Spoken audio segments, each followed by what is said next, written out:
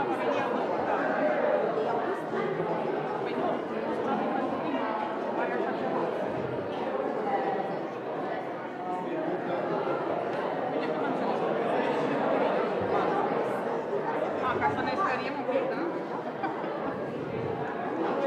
afternoon, and welcome to this year's edition of the Speak Out contest. We will start with the 9th and the 10th grades, followed by grades 11 and 12. This year, the monologues will focus on the following sentence: you only have 24 hours. We are anxiously waiting to see for what exactly the limited time is.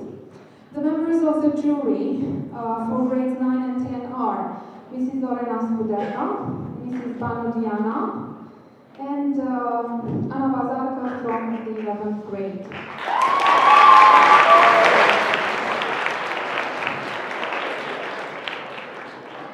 For grades 11 and 12, the members of the jury are Mrs. Diana Lazar, Mrs. Corina Bularca, and Ana Del Breno from the 12th grade.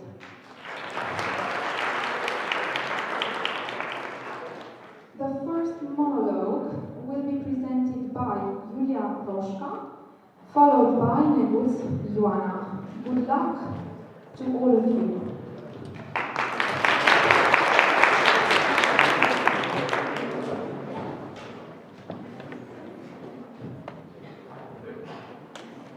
Oh, hi, Mom. Oh, yeah. I'm doing exactly what you told me to. Come on, it's not like I'm staying on my phone the whole day. No, it's going to be done by the time you're home. Yeah, thank you. Oh, well, I should go to bed. I'm so tired. I'll start doing that later. Knock, knock. Mom? Is that you? No, it's too early for Mom to be home. Knock, knock. Okay, who's there? Oh my god. Okay, why am I looking at someone else's reflection when I should be looking at mine? Who are you? You were the one knocking. Julia, I'm your conscience, and I'm here today to help you. Okay, you can also talk, and I shouldn't be scared. Oh, and help me with what? I'm here today to tell you my opinion on how people waste their time and how you are one of them. So maybe my advice is going to change something into your mindset or even into your life if I achieve my purpose. I don't even know what I'm supposed to say, so you know what? I'm all ears to you. I'm listening to you. Well, thank you. If you look behind you, doesn't it seem like each day goes on for years? Like your life is becoming a pipe and you're the tiny penny rolling up the walls inside with no purpose? I'm here to tell you that living the same day over and over again is like reading a book more than once. You already know the ending. And let me tell you, you were given this life because you are strong enough to live it and creative enough to make something interesting and satisfying out of it, to make it a journey. Our days, or chapters as I like to call them, are not about the ending. They're about what we do in order to make them satisfying. So, I can say the same thing about our lives. They're not about the destination, they're about the journey, about the ups and downs that we face every day, the solutions that we find to our problems, what we do in order to make ourselves feel good and people around us feel good. It's about how we're not afraid to make mistakes because we learn from them and because they're natural. And it's about learning new things. For instance, okay, you have this camera here. Let me ask you a question. Have you ever used it? Oh, okay, I'm going to answer it for you because I already know the answer. No, you have never used it. Go to a photography course, learn new things, and don't be afraid to take risks because your life is a book and each chapter has 24 hours. And your book has to be a story worth telling. So in this world, there's no such thing as chapters written once and read over and over again your whole life. Every chapter has to be filled with new emotions, new characters. Your life is becoming a cage, and I dare you not to consider it a cage. Or if you want, metaphorically speaking, consider it a cage, but feel free in your cage and let people come in it. Let them go if they want, because there's no time to be unhappy and there's no time to waste time. Do you remember what I said about that nap earlier? Well, forget it. Well, you'll have to forget it, because otherwise I'm going to come again and try to convince you. On one hand, I would love to have you here, but on the other, you are right in everything you say, so I'm going to follow your advice. Thank you. Oh, 1 second, my mom is calling again. Hi, Mom. Oh, yeah, can we talk in like 10 minutes? Oh, I'm getting ready. I'm going to a photography course enroll. Don't make me change my mind. No, okay, bye. All in all, I would like to say that maybe my story is your story too. And that means that the advice that my conscience gave me is suitable for your situation too. But I would like to say that I hope that you live your life to the fullest and that you're not afraid to take risks. Thank you for your time.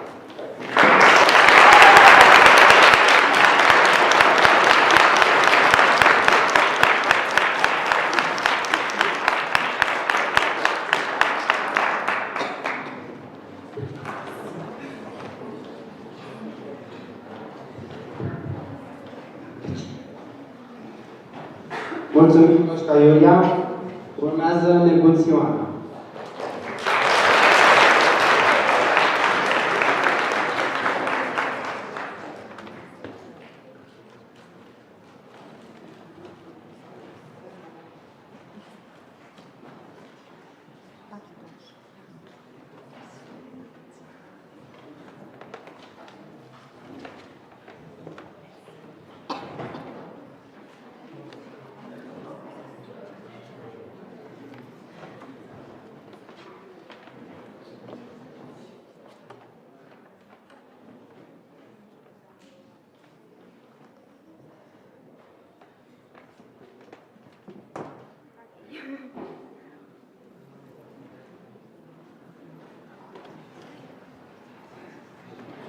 A lot of unusual things happen to our city, like missing persons, unjustified death, or strange sounds from the unlived houses. Our city is best known for this kind of things. Hello, my name is Brooke, and this is my story about solving one of the mysteries of the city. Me and my friend, Emma, had a school project about the detective fiction, and we decided to write about the unsolved cases. I was looking through the books when suddenly I found a really old newspaper. On the front page was an announcement of a missing person named John Young. Emma, look what I found. Let me see. Wow, I don't know how you do that, but this story is about my neighbor. We should meet at my house and go tomorrow to search for information. That is a good idea. The next day in the morning, I went to Emma's house, and a few minutes later, Emma rang the door. Mr. Young opened the door. Hello, girls. How can I help you? Well, hello, Mr. Young. We have a school project, and we think you might help us.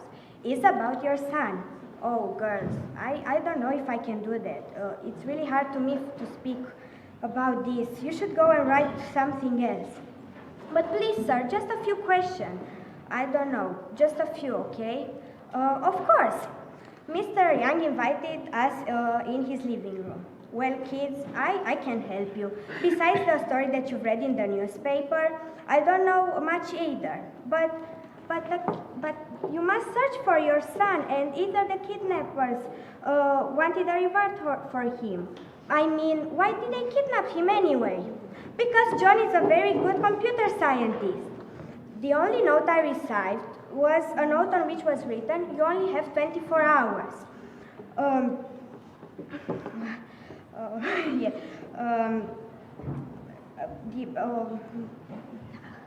I still received this kind of notes through post with the same message, and I showed them to the police, but they didn't give so much attention to them. Besides, the note is written by hand, and that gives me strength that John might still be alive. Mr. Young, do you mind if we go to in John's room? Not at all, kids. You can do whatever you want, but please close the door when you leave. Besides the computer who showed us that John was a serious man, all his room was filled with colorful games, especially with Scrabble. Maybe this is a sign. Maybe the note is also a game of words. It can be. Let's search the room. Emma was looking through John's office when suddenly she came and showed me a notebook. I took it and I read it when suddenly a really strange name jumped into my eyes. H. Hours. It's like saying hours. Let me see something. Oh, of course! Harold Hours is the best computer scientist in the world. Maybe he can help us. Well, I don't understand. As you say, H. Hours is from hours. I think this is the man that John sent us so we can find him. Well, we thank Mr. Young for his help and we went to the bus station so we can talk to our mysterious man. We rang the doorbell. Hello kids, how can I help you? Hello, we want to talk with you about John Young. Oh, well, come on in then. This John, he always liked playing Scrabble games. Good that you came at my place. 24 Hours is also a game that he invented. Is based off your knowledge, and you have 24 hours to finish a level. If you don't, then you lose. Well, this game brought to John a lot of fame, and I know that one company which sells video games was losing money because of him. Well, I wasn't in the town when this happened, but and when I came back, this case wasn't in the police attention anymore. We were grateful for Mr. Lauer's information, and we decided to go to the police station to reopen the case with the new proof that we found. The police searched the company, and a few days later, John was retrieving all his time that he lost without his parents.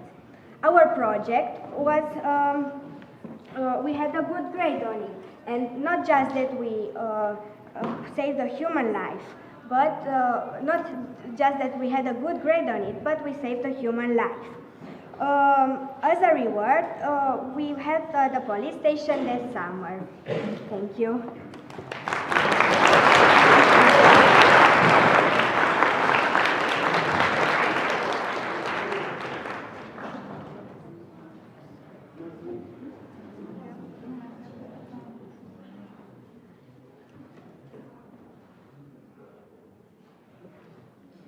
Mulțumim de emoționat, felicitări. Urmează Căitan Mihnea și se pregătește spătăcean Alexandra Maria.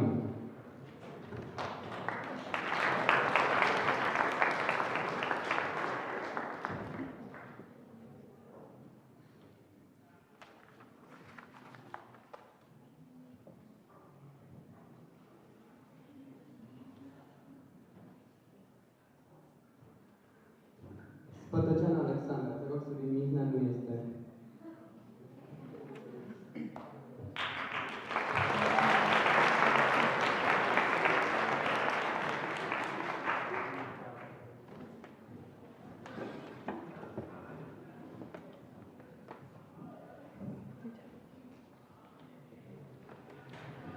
In my end is my beginning. That's what people are used to saying. And it's true. Maybe your end is the end of something wrong. But why does it sometimes feel so right doing the wrong thing? I can't answer it. But in my case, everything happened exactly as it has to be. So, that's my story, I guess. My end and my beginning. My mom used to tell me that I'm a smart girl, but considering my job, one wouldn't have said it. I was a hairstylist. All I was doing from morning till night was bob cut, asymmetric cut, long curls, pixie cut, taper cut, half crown, full crown, and many, many, many other hairstyles. That was my life. my whole life. A little bit sad, right? But now, if I make a throwback, fortunately, the boss fired me. She has only said, you only have 24 hours to take your things and get away from my hairdressers.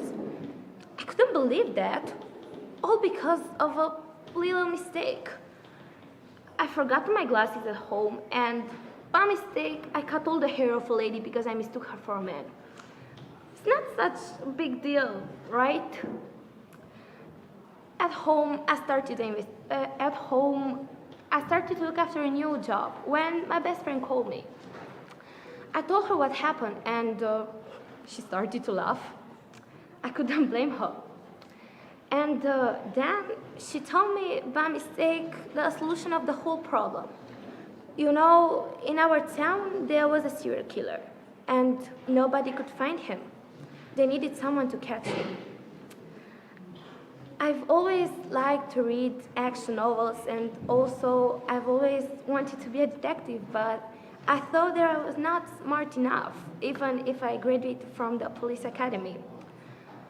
I know that this will sound crazy, but in that moment, I hung up the phone, found my degree, and ran straight to the police office. There, they laughed at me, again, and again, and again. And then one of them told me, Goldilocks, you're mad if you think that you can find him. We couldn't, and we are real cops. But go ahead. You only have 24 hours. This will be funny. Damn it.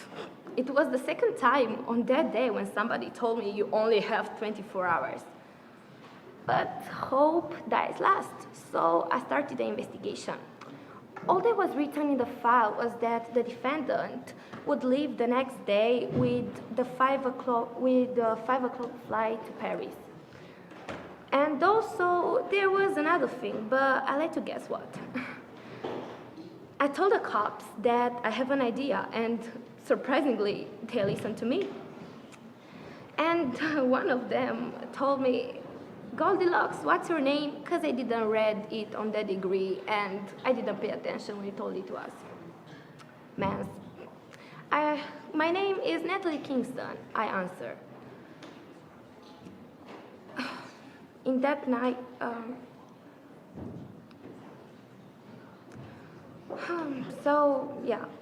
in that night, I couldn't sleep.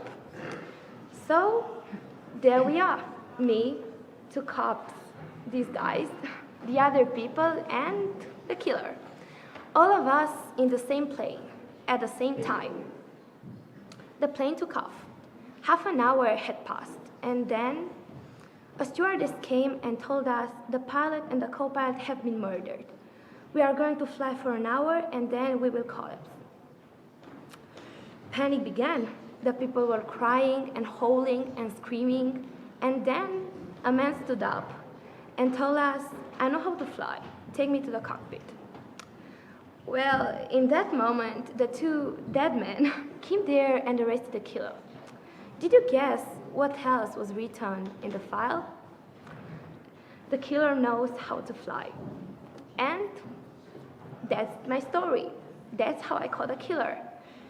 Now, I'm Officer Natalie Kingston, not Natalie the hairstylist, even if at the office I'm known as Goldilocks. But if I'm thinking right now about this, that's what I love to do. And I can't believe that everything started with that simple phrase, you only have 24 hours. Thank you very much.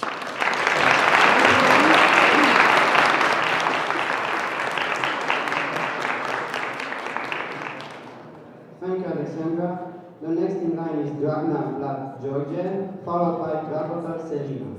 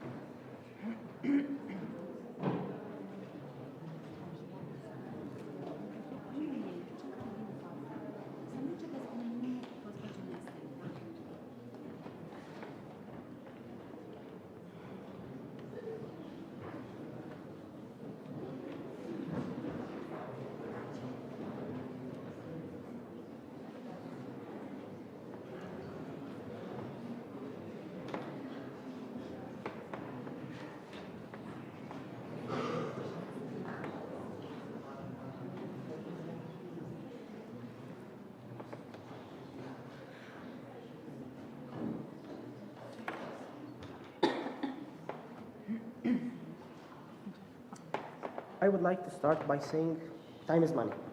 I do not know how much all of you agree with this old saying, but I do. I often ask myself, what would one do if he had the money but not the time? So today, I'm here to present you what I would do if I were in the possession of unlimited money but only 24 hours to spend it. I would say that given such an opportunity, one would have to concentrate on, let's call them unlikely passions or likings. Very expensive ones, right? In my case, these would be cars and gaming, computers, you may say. I consider them more than that, of course. But why not a house? Why not a vacation, a holiday in some exotic place?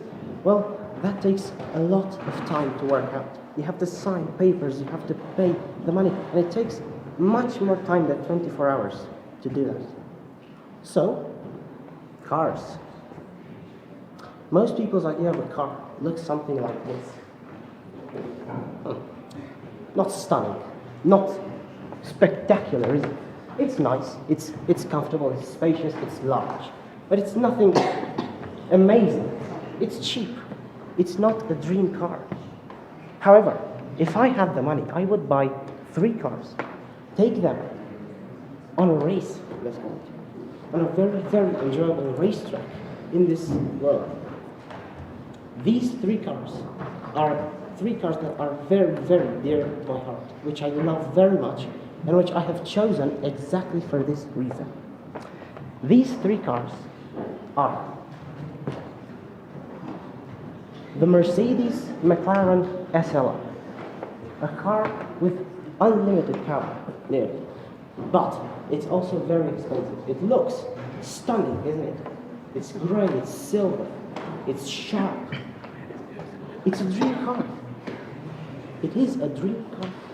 It is outstandingly fast. It is impressively comfortable and quiet while you're on the road. But once you take it on the track, then it becomes a monster. Then it becomes something you cannot understand until you're there in it. The next car is slightly older. It's from the 1980s, a period which many of you may remember, like being quite nice. Not for cars, but here we are. Oh God. The Ferrari 288 GTO. Stunning. This one is a famous race. It was never built for the road.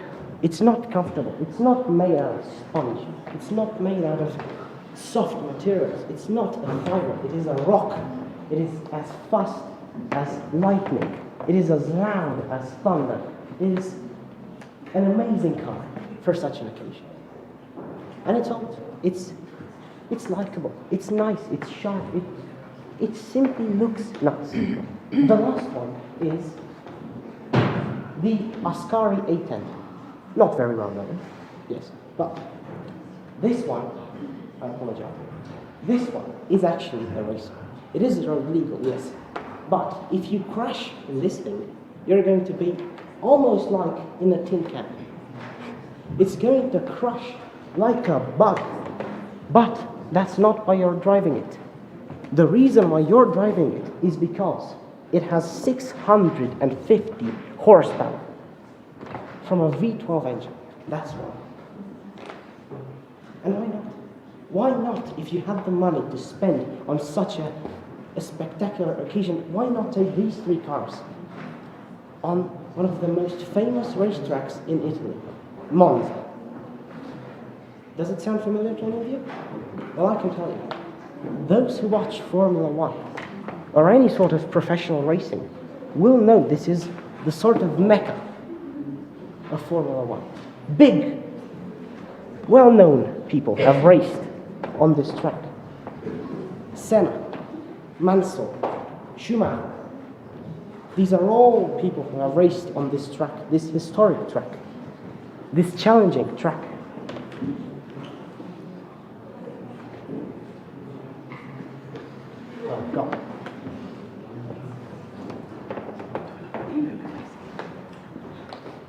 Senna actually scored one of his biggest victories here. And because of the difficulty of this track, I consider it to be the perfect place for the three cars to prove themselves as being professional racers, as being what they were built for, performance. Now, of course, 24 hours is a long period of time to spend with three cars on a racetrack, I would say. And after 12 hours, because that's how I basically wanted to cut my time, right? 12 hours and 12 hours. After 12 hours of driving round and round and round, switching cars, turning corners and all that, you would be feeling hell of a tired. You wouldn't want to stand up from the driver's seat. So, why not? The next 12 hours, take one of these things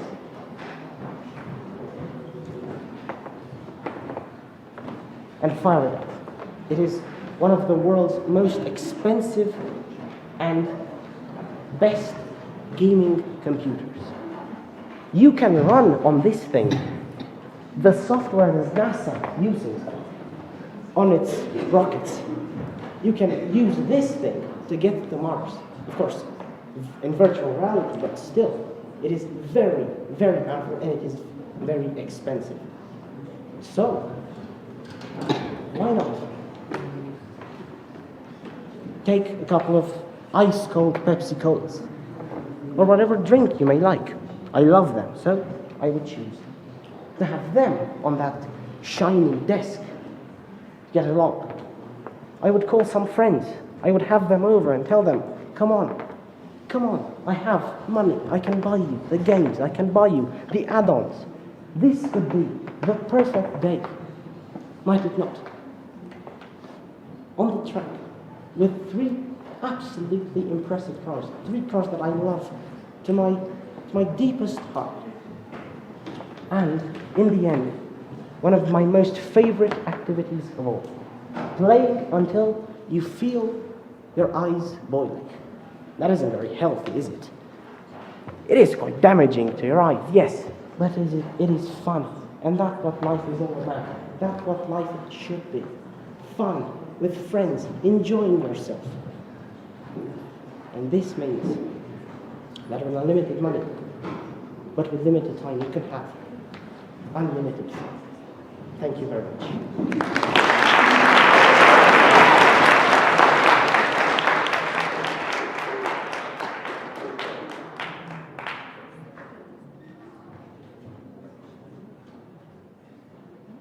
Thank you, Vlad. The next one is Dragota Selina, followed by Kotfas Miruna Cristina.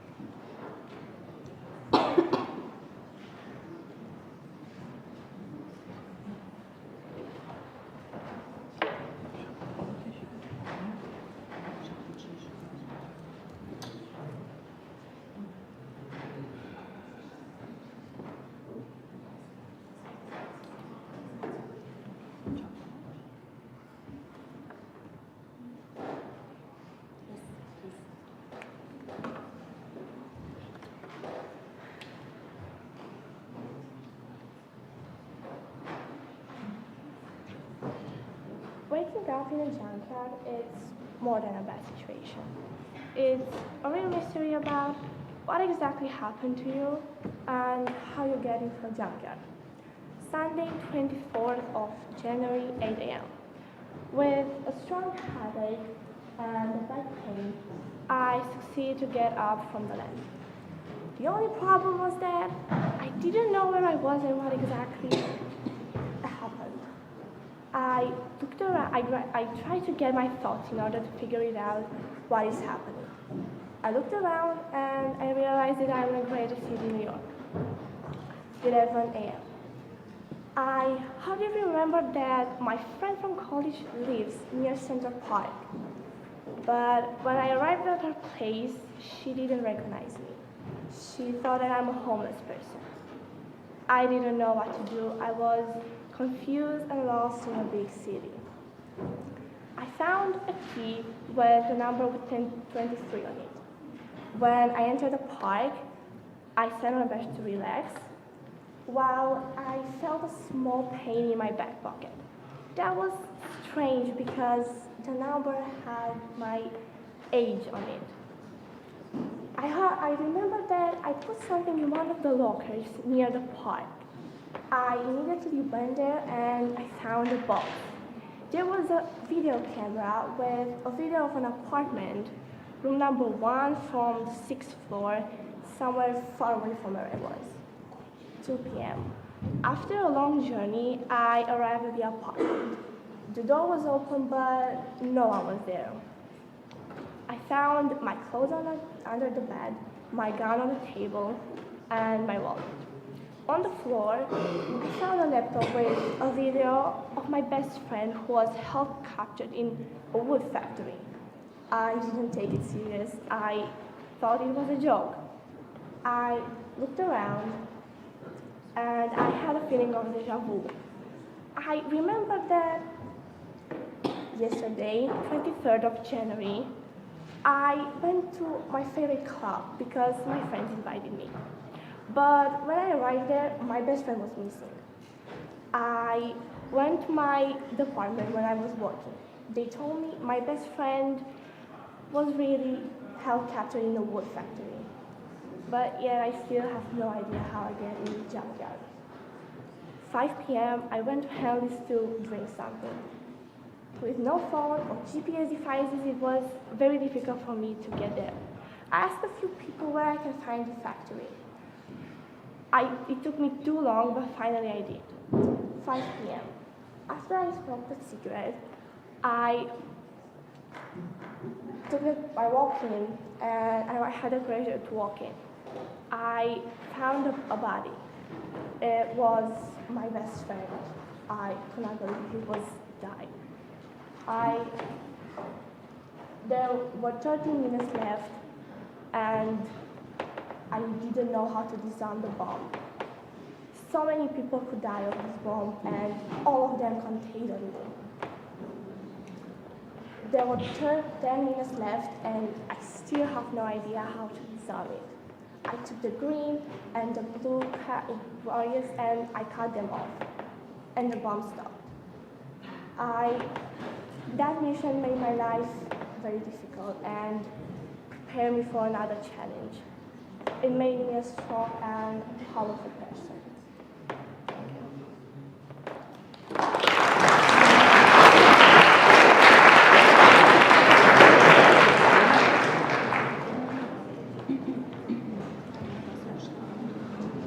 Thank you, Selina. The next one is Colfas Miruna Cristina, followed by Wells Juliana Petra.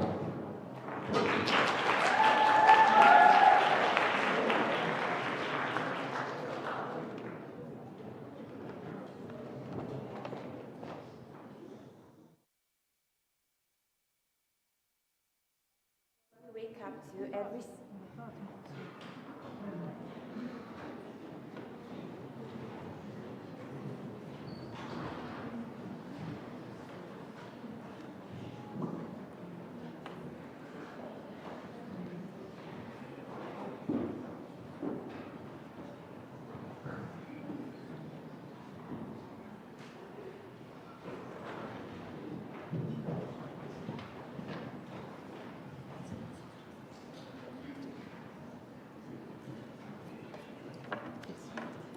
What if the world we wake up to every single day wasn't the only one out there?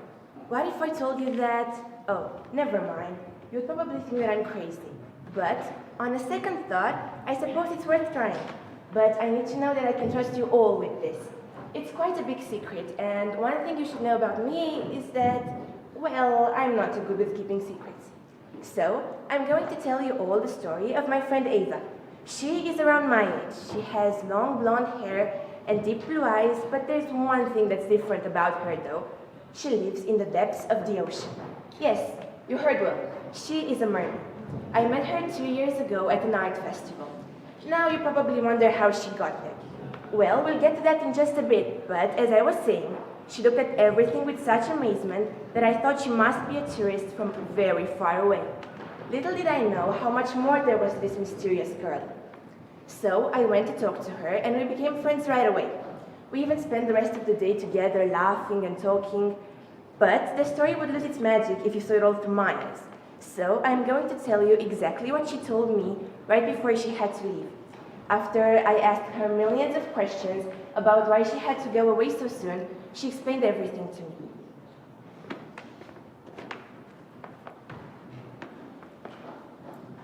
Hello everybody, my name is Ava, and well, I'm a mermaid.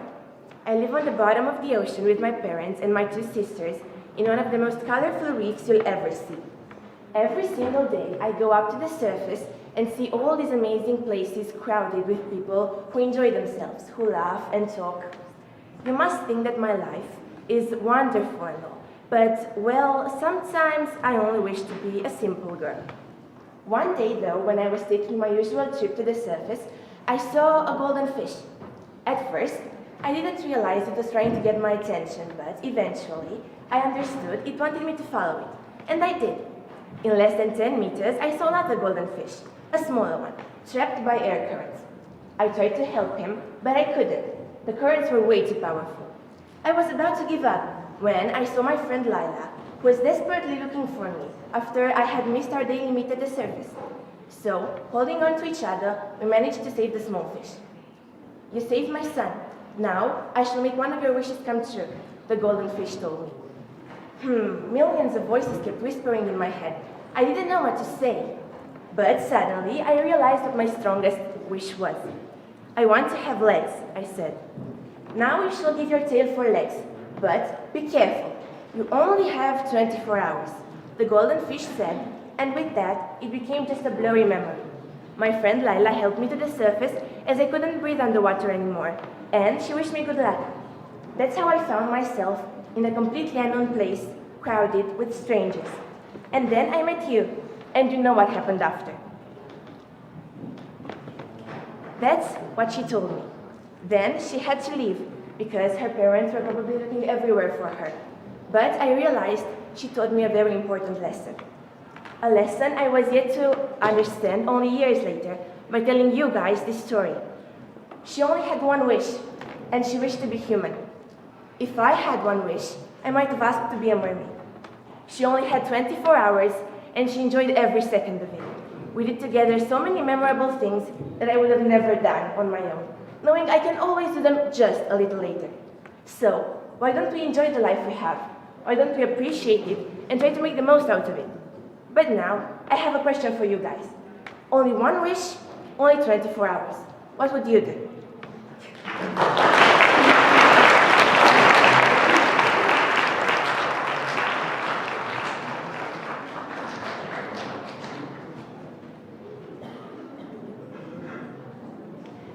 Thank you, Miruna. The next one is Welsh Juliana Petra, followed by Iordake Diana.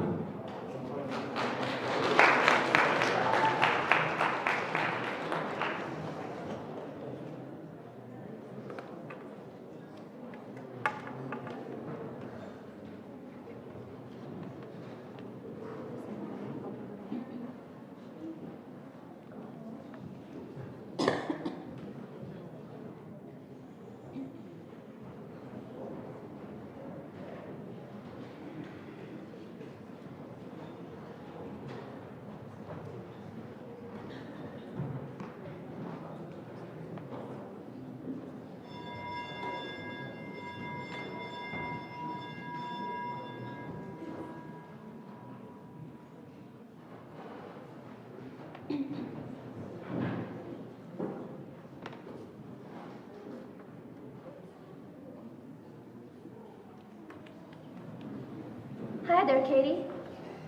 Yeah, I'm good. How are you? Great. What? Have I finished the book? What? Have I finished the book? No, actually, I haven't. Ow! You have to scream like that in my ear? Seriously. Look, I just have things to do, okay? Well, I've had things to do. Yes, I know. Okay, yeah. Look, I thought the point of being a writer is that you can work at your own leisure. Why do you think I ran away from my mum's job? Yes, I know, life can't be that easy. Yes, I know, you keep reminding me of that, don't you? Yes, okay. Yes, I promise, I'll finish it tomorrow. Yes. Okay, goodbye, bye.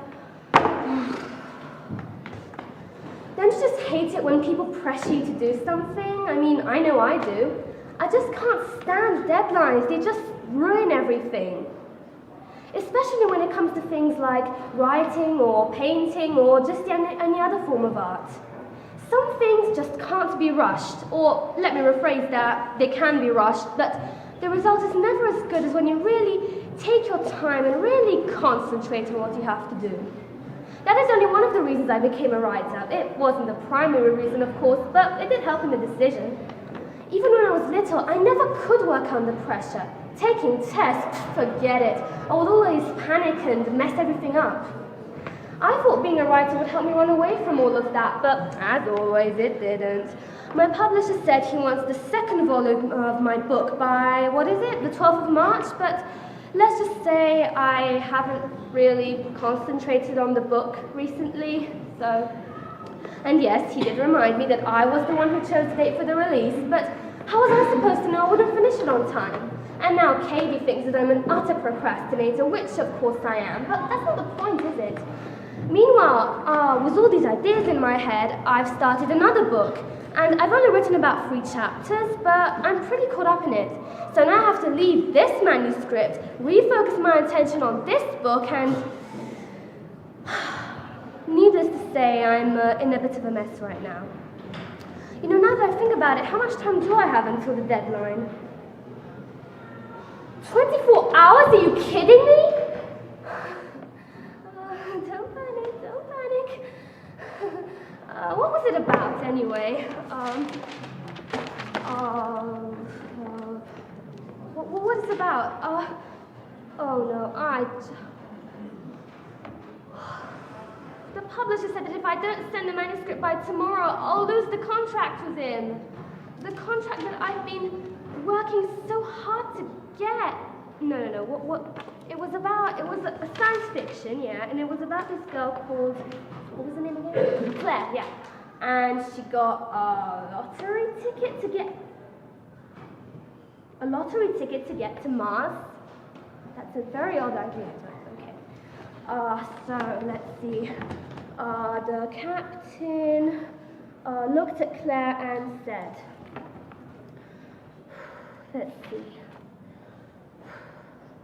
Look, we're leaving with or without you. So, if you do decide to come with us, what you must understand is that there's no going back. You'll never see Earth again. You'll never see New York again. Or your family or friends. But if you decide that life here hasn't offered you everything you wanted, that you want to start over, then you have exactly 24 hours to sort out all your personal affairs, to say goodbye to everyone you love. Just one day. It's your choice, Claire, and I'm not going to tell you what to do. Claire couldn't sleep that night. I mean, how could she? She had an impossible decision in front of her. What, to leave the only place she had ever known? Her family, her friends, turn it out for goodness sake. But then again, what had she done with her life? She was nearly 30, and honestly, she hadn't done anything worthwhile. She did have a Cambridge degree, which was great, but what had she done with it? Nothing. And now that she thought about it, she didn't even have any real family or any friends or close family for that matter. Just a past full of nothing and a future full of nothing. She had forgotten that she had dreams to accomplish, a life to live, But now she was offered a second chance, a chance to do something worthwhile. And I'm about to make use of it. And finished.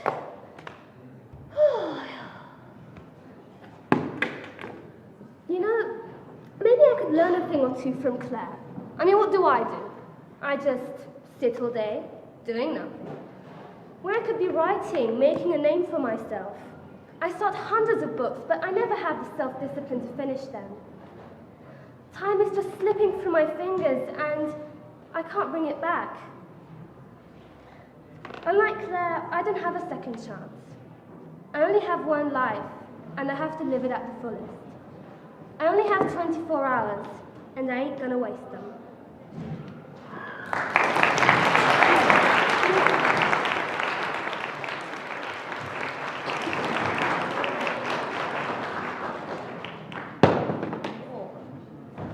Thank you, Juliana. We're inviting now Iuliana, followed by Poțoroga Daria. Puteți să aducem microfonul aici? Să tragem mai încoace?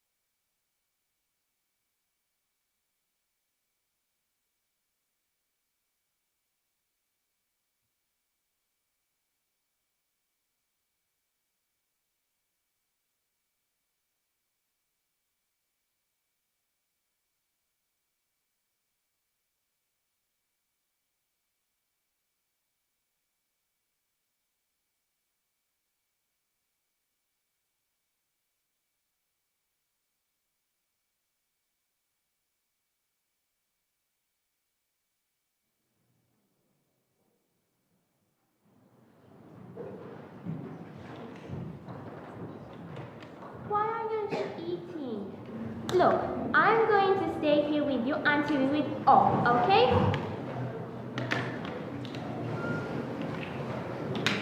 Good job! You ate all! Now you have to go to sleep, and I am going to stay with you so you won't be mad, okay? I have plenty of time. Where is my phone? Where is my phone? I always end up losing it. I don't know how. Oh, what time is it? Oh my god. So late. I must finish all these assignments today. I cannot finish them in one day.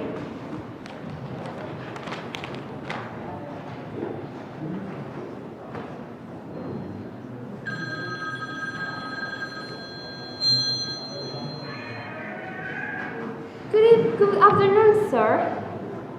Yes, I know that today is the deadline, but can we please postpone it for another day? Just one more. I'll finish them until tomorrow. I promise. Okay. Thank you, sir. Thank you. Deadlines. If only I could turn back the time, an hour or two. I would actually have time to finish all of these things. And I haven't slept that night. I am so exhausted. It's getting cold.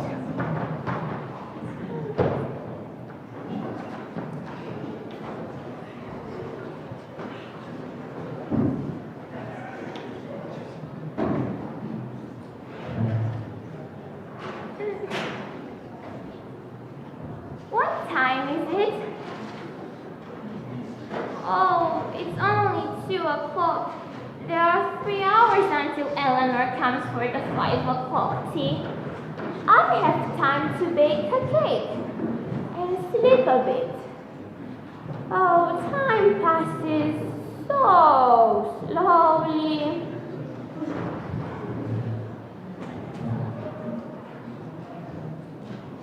time comes, time passes. But really, does it?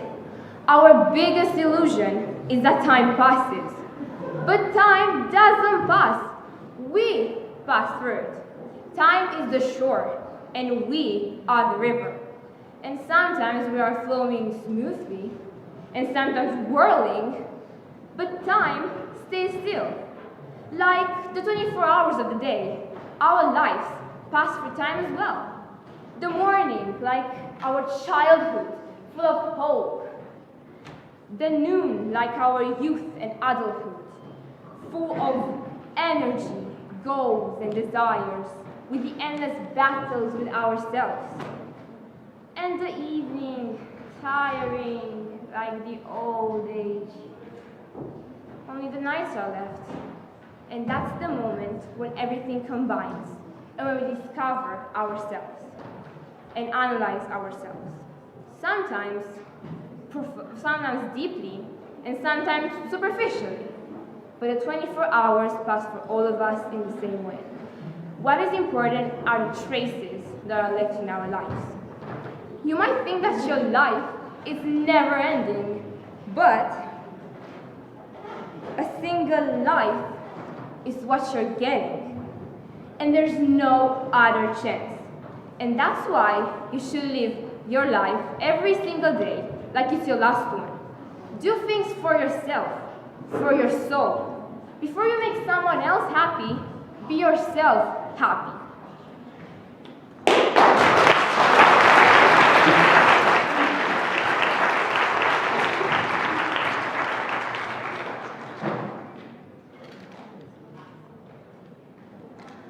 Thank you, Diana. Now, Bozzolo Daria, followed by Relax Antonia.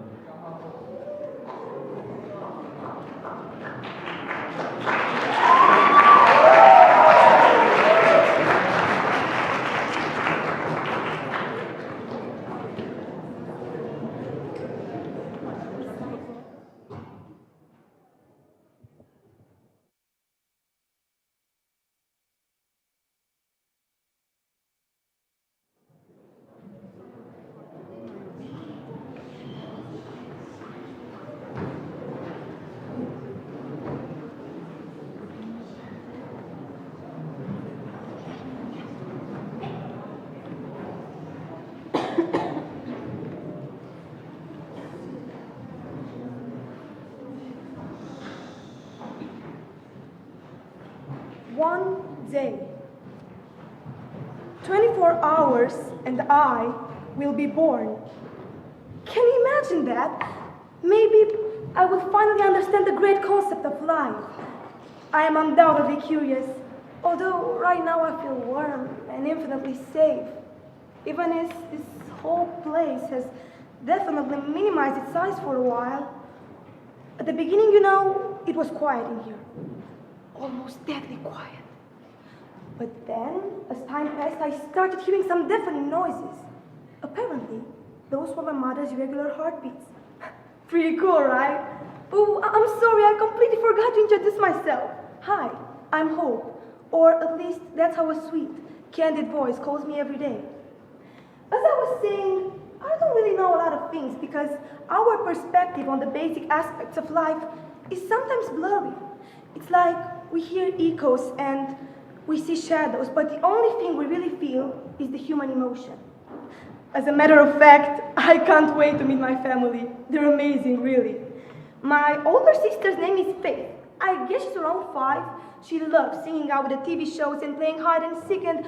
wait a minute. Right now she's muttering and sighing because Mom told her she's not allowed to eat sweets before dinner. Wonder what those sweets are. Anyway, apart from that, the atmosphere in here is pretty calm and full of harmony. My mom's Alicia, and obviously she's my guardian angel. I am forever grateful to the fact that she keeps me alive. Mom loves taking walks in the park, and she has a passion for painting. In the evening, she sings me lullabies and tells me wonderful stories, and... Wait! Oh my God, that's home! I just heard the door slamming. Yeah, that's his unusual habit, but besides that, he's a very dynamic, full of life guy. His name's Ethan. He loves jazz, especially Billie Holiday, and he's a big fan of sports too. He said he'd take me to a football match when I'm older. He caresses me with a lot of affection every day, and I think he loves me too. I'm so nervous to meet them all. But, you know, for the past 9 months, I've always wondered, what is life really like? In my vision, life should be an endless amount of love and fairness. Do you people love each other? If yes, then why did I hear about wars? If the society is based on mutual love and respect, then why are there so many conflicts? Are you people fair to each other? Is Earth a good home for us? How long do we define by the term of a lifetime? And actually, what is time at all? What are seconds, minutes, hours? Oh, I don't know. All these questions without any answers are so annoying sometimes. I've tried reaching out to my mom for a few explanations, but every time I slightly punch her with my elbow, everybody starts calling me cute and says, oh, yes, people, I know I'm nice, but I want some compliments, not this, okay? Oh, from what I know so far, though, life is a mixture of diverse sounds and temperatures. People talking, laughing, cars in motions, footsteps, devices beeping, drops of rain falling heavily on the hot streets, jazz and classical music, the sun shining, the sun. Is it a giant ball of light? How does it feel to cover your face in sunshine? And that rain thing, how does that work? Can you dance in the rain? But actually, how do you dance? I don't think I have enough room to practice here. I'm confused and a bit frightened. What if life is nothing as I've ever imagined? What if it's too much of a challenge for me? Actually, yes, you're right. This is my chance to be somebody, to enter a whole new world, much bigger, more complex, my very own adventure of a lifetime. I will live it all just like all of you. Oh, look at the time. I feel like the final moment is coming. I'm ready to have a new existence. Goodbye, everybody. See you on the other side. Thank you.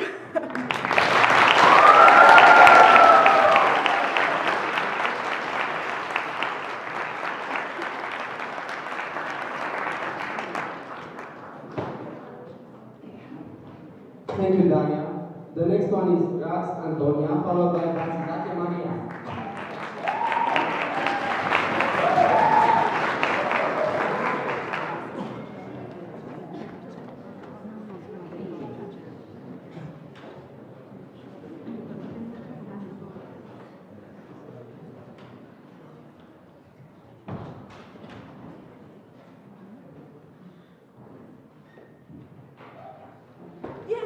Yes, I'm here.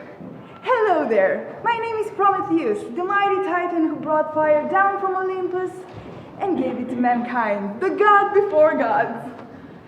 However, today people call me Veronica, yesterday they called me Chuck, and 2 days ago they called me Stacy.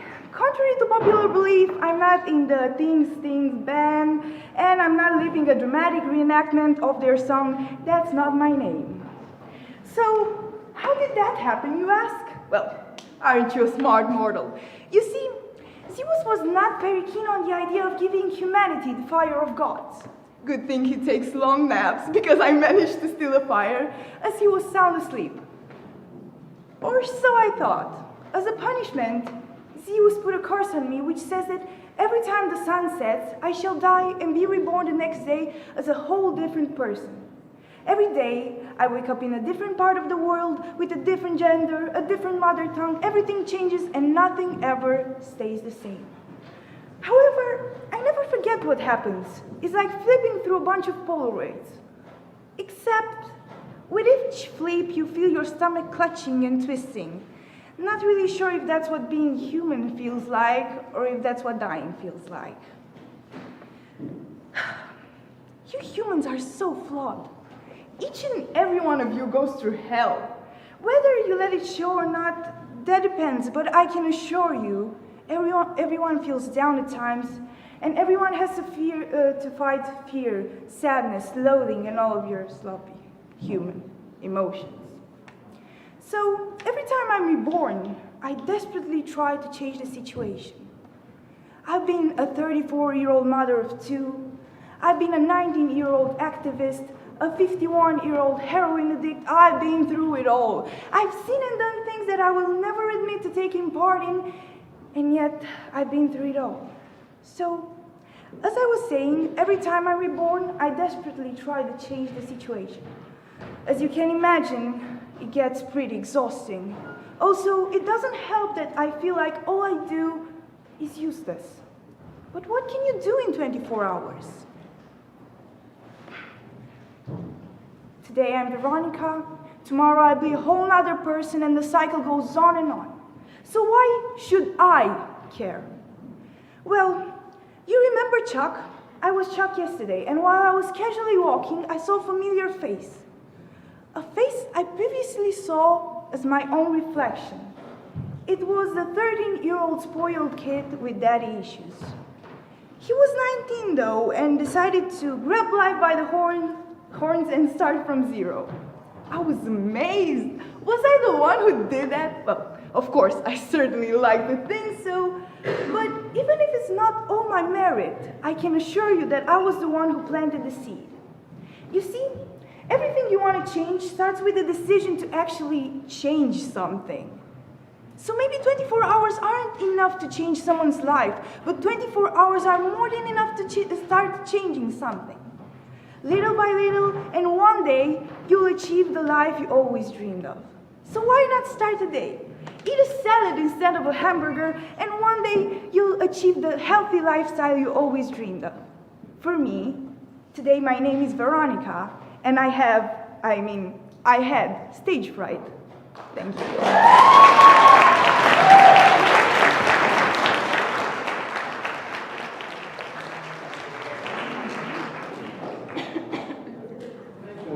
Thank you, Antonia.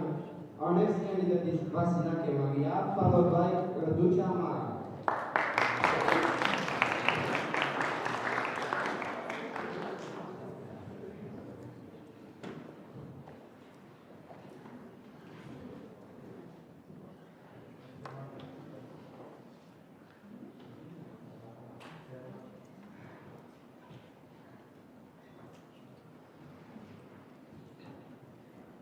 Does anyone know what time is? I don't, and I really guess you don't either. Some say it's some kind of an energy that passes by and is not felt by most of us. Actually, we think that time is some kind of an unstoppable, lifeless creation of God, which actually makes us grow, gets us through different situations, and creates a routine. Time, in his own way, is an continued process that gets us from the past to the present and next to the future. Because of the topic I have to discuss about today, I've chosen to talk about what things I will do if I only have 24 hours until my death. I know it sounds sinister, but I don't find that such a horrible subject to talk about. First, I will talk about things I will do after I found out that I only have 24 hours to live in this world under this life form. I will probably just create a plan of ideas of how I want to spend my last day. I know as humans live our lives like they're endless, but when we feel like they're almost done, we realize we haven't lived them at all. First, I will probably just look for every person I've hurt in my entire life, so I apologize to them sincerely, because living this world knowing that the anger and the sadness that you provoked is forgiven is a relief and a blessing. Second of all, I will throw a huge party to see all the people I love in one group having fun for the last time without telling them what's going to happen. To turn the meaning upside down of this topic, I have a question. What about assuming I'll only have 24 hours to, I don't know, finish a project or just start something that I have to do in a short amount of time? These two topics have a concordation. They have in common the fact that no matter how hard you try, 24 hours aren't enough. So you have to assume your own mistakes and live your life to the fullest.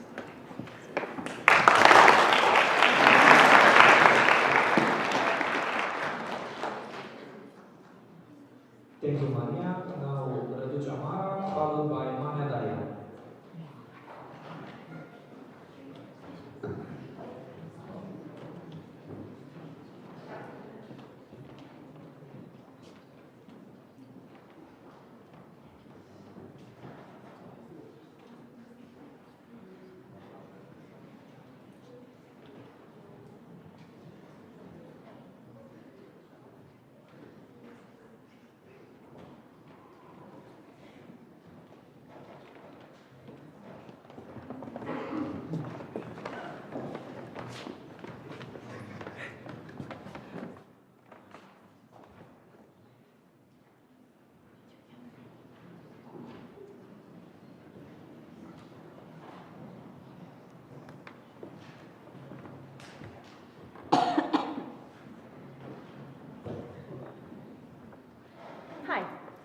student. That also means that I'm a procrastinator. You've probably heard about this term, but if not, let me explain it to you. Procrastination, known as procrasti, is that little voice in your head that craves instant gratification and convinces that almost everything can be put off for later, no matter how unrealistic. As a result, you will wait until the last possible minute to start your assignment, leave your house for a meeting, or even change your car's oil. In most cases, you will get the task done somehow, some way, or anyway. Maybe it wasn't done to the best of your ability, but you still got it done. Are you a procrastinator? Do you know someone that procrastinates? I'm going to tell you how to fight this illness, but first I'm going to tell you my procrastination journey. It all started 3 years ago, and I was in 7th grade. I suddenly decided I should take a French exam. What better time, right? I signed up in November for the exam, which was going to take place in March, meaning that I had almost 4 months to prepare for what was coming. During the first week, I was really motivated, but then I thought I should treat myself with a little break. And I took a break for the rest of the month. And December came, holidays approaching, and why learning when you can spend some quality time with your family? So I did nothing that month. January came, school started, project homework and deadlines coming, and I had no time for French. So again, I did nothing. And February passed faster than December and January did together. And March arrived. One night while I was reading a book, of course, in English, I had a feeling of forgetting something. And guess what? My French exam was going to happen in less than a week. And I did what everybody in this room would do. I pulled not 1, not 2, but 4 all-nighters studying this merveillous language.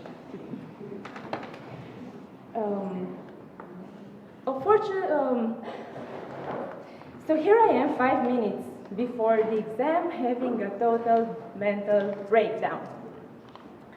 Fortunately, the time passed quickly. Yay for me.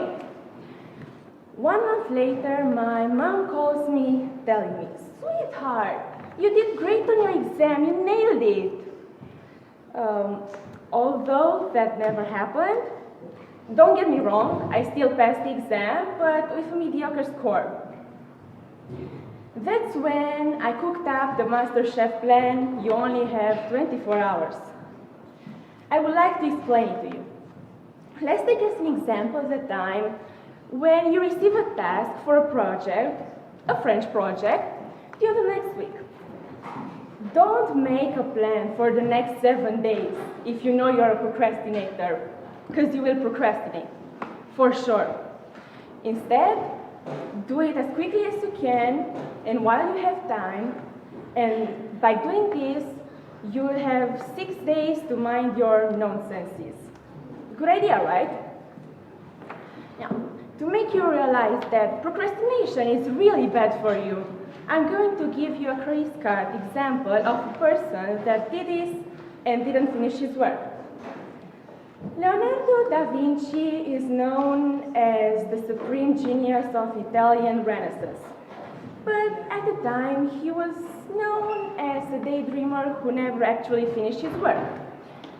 His much-lauded Mona Lisa took 16 years to complete, and the even bigger Virgin of the Rocks was ready after 13 years. His benefactor had to threaten him with bankruptcy to inspire him to finish his commissioned work. Even now, many of the pieces that we love and admire remain unfinished, all thanks to Da Vinci's inability to focus. Not cool, Da Vinci, not cool. Do you think that if Mr. Steve Jobs had procrastinated, we would have had the iPhone X? Maybe we would try to create the iPhone 4. Imagine me 1 week ago, debating if I should finish this speech or watch one more Shane Dawson video. So, are you going to take Mr. Da Vinci as an example and not finish your work? Or are you going to fight this illness?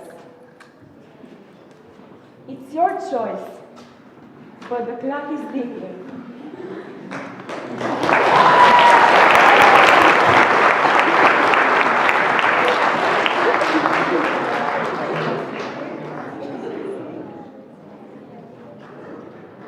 Thank you, Mara. We're inviting Mania Dari, followed by Luciano Alessandro.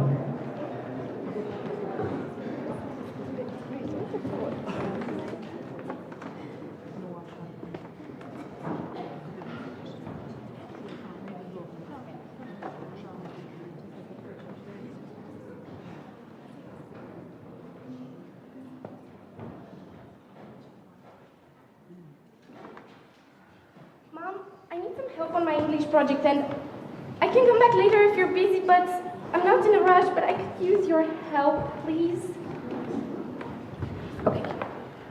Before I begin, I must tell you something about myself. I'm kind of bad at everything I do, from calculating, writing, studying, memorizing.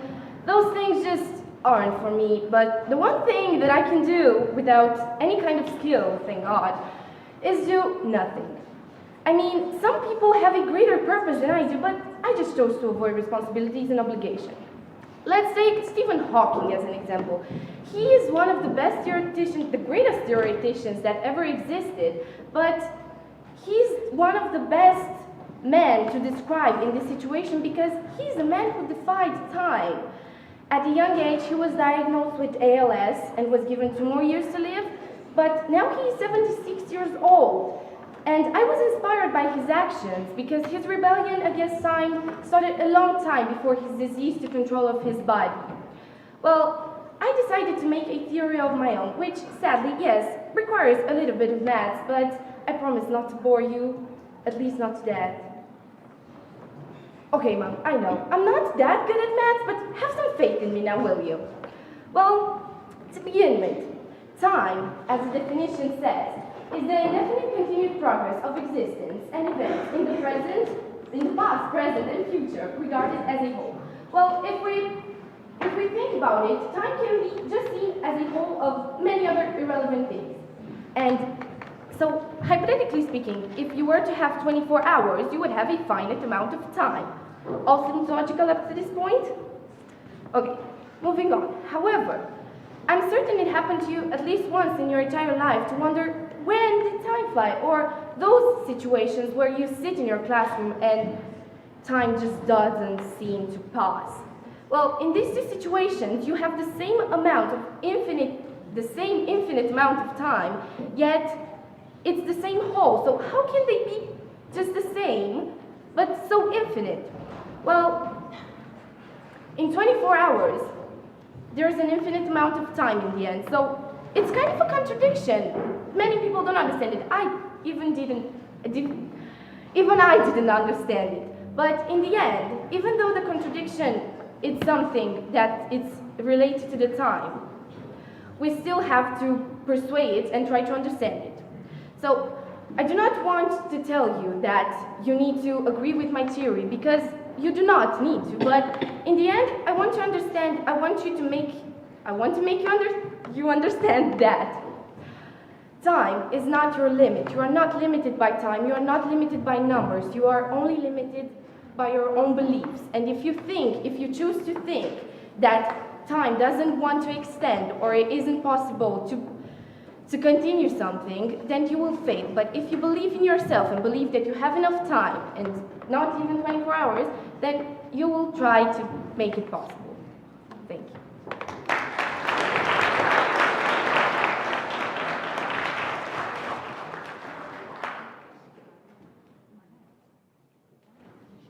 Thank you, Daria. Now, Topiciano Alessandra, followed by Ene Denisa.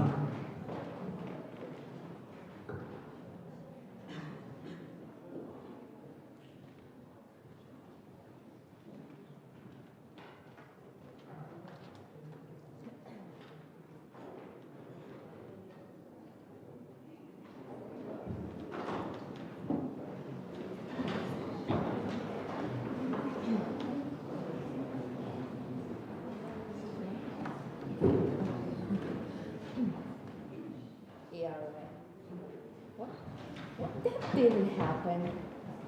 Stop complaining.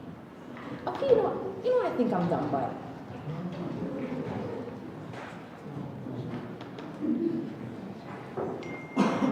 what? Has the time passed already? Oh, no, okay, I hope so. Okay, the song you just heard is very alike to the one I hear when I switch bodies. Oh God, look at your faces, I freaked you all already. Okay, let me back up a bit and start from the beginning. Well, I know you don't know me, and I don't know any of you, so we're even, but you have any idea what is annoying me about you people? You complain a lot, like about anything and everything. You don't do that, you have not enough that, you don't, you can't, you won't. You're probably wondering why I used you people. I mean, isn't she a human being as well? Well, I think I'm not. I mean, I don't know what I am, to be quite honest, because it took me like 10 years or so to actually figure out what's happening. But prepare yourselves. I am a wandering soul. What? Is she crazy? Well, no. I wish I was, though, because if I was, that would give me a lot of explanations, but unfortunately, no. I'm not. Today I'm Cindy, yesterday I was Kevin, the day before that, was it Gabriella? Well, anyway, you got the point. I am somebody else every day. Then that gives me 24 hours in each person's body. Pretty cool, huh? Well, no. Let me tell you that it's definitely not. As I was saying, I got to see that you people complain all the time.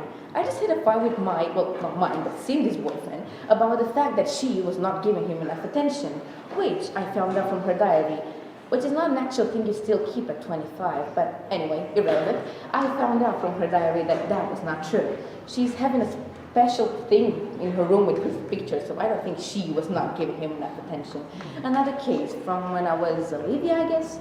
Her BFF complained about not having money when she lived in a penthouse with not one, but two interior swimming pools. God. Okay, eventually I got to understand that you people complain about not having things that you already have. The best example, Tommy. You complain about not having any, which I tell you, you definitely have. I mean, you can have a little certainty regarding the future at least. You might be a doctor, you might be a lawyer, you might even be a gardener, who knows, and you are thinking about that because you are aware of having time. Whereas I can't do that. Today I'm here in front of you talking, and tomorrow I might be on an island in Hawaii with a cocktail in my hand. I have no certainty. I have days. I have 24 hours here, 24 hours there. I have days. While you, not only have you days, but you have weeks, months, years. You have time. You just have to use it properly. Stop stressing out about the thing that you haven't finished today. You have another 24 hours waiting for you tomorrow. Time is a very complex thing, you know. It takes, but it also gives, and it's the cruelest currency. I mean, once you spend it, you can get it back. Okay, let's suppose you don't have any more 24 hours. Well, let me tell you that 24 hours are just enough. I mean, there are like 1,440 minutes, 86,400 seconds. It took me seconds to fall in love yesterday, or let's say you can die in minutes, even seconds. The most brilliant ideas and the worst ones come at unexpected times, in an instant. Well, if you don't believe me, let me give you some examples. Remember that famous song from Beyonce? That was me, and I was feeling quite confident that day. Or remember the artificial heart you firstly worked in 2003? Me again. Well, I thought that even the most heartless people, they really have a heart, you know? And last but not least, you use it every day on your little things you use every day. Facebook. Mark Zuckerberg always wants to brag about the thing that she had the idea. Nuh-uh, that was me, and I really like to take credit for that.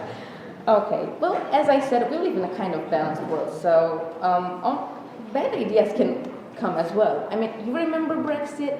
Yeah, sorry about that. You know, I thought it was fun at the beginning, but I got to understand that I'm not good at politics. Neither are the politicians, but I'm not here to judge, am I? Oh, dang, okay, the time, I gotta go. I mean, in a minute or so, I might be dancing with the penguins, who knows? Well, take care of yourselves and use the time you have it. Who knows, maybe someday I might be even you. Thank you.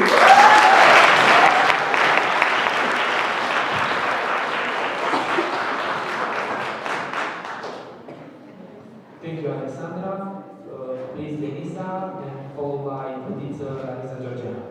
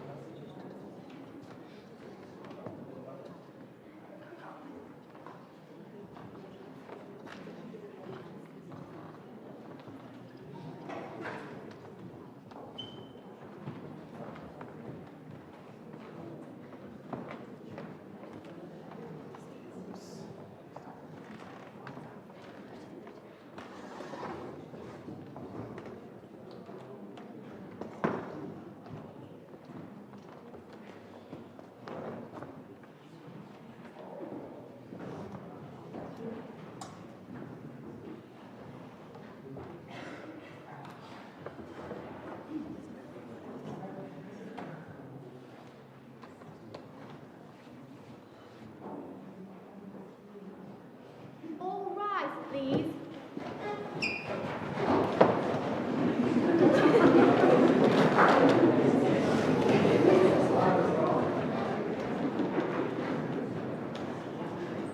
Good morning, ladies and gentlemen. Calling the case of Kronos, the imposing but generous god of time, versus Mike, an ordinary high school student.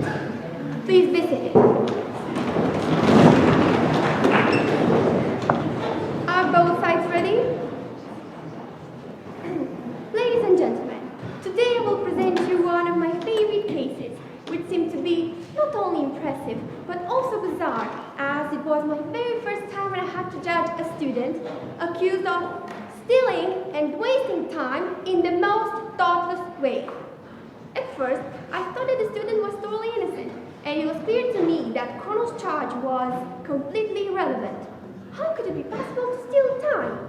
In life, many things can be stolen. Objects, ideas, maybe someone's heart, but honestly, stealing time is undoubtedly absurd. Well, ladies and gentlemen, in order to understand such strange situations, we must take a closer look to what they say. It is frequently claimed that the more bizarre a thing is, the less mystery it proves to be. Kronos accused Mike for stealing 2 extra minutes when he had to complete his geography test, even if he had a whole hour to answer the questions, leaving his assignment until the last minute and subsequently asking for an extension, being late for birthdays and meetings, especially when he had to prepare something for the event, and also for missing the bus several mornings because he couldn't get ready on time. Kronos also claimed that Mike was irresponsible and accused him of being so irresponsible because we should all be careful as we are all living on borrowed time. Well, Mike, is that true? Is Kronos saying the truth? He had also claimed that you have stolen his diary in order to finish your essays for the history class. Is that true? Do you have his diary? I'm asking you once again. Do you have any idea where Kronos' diary might be?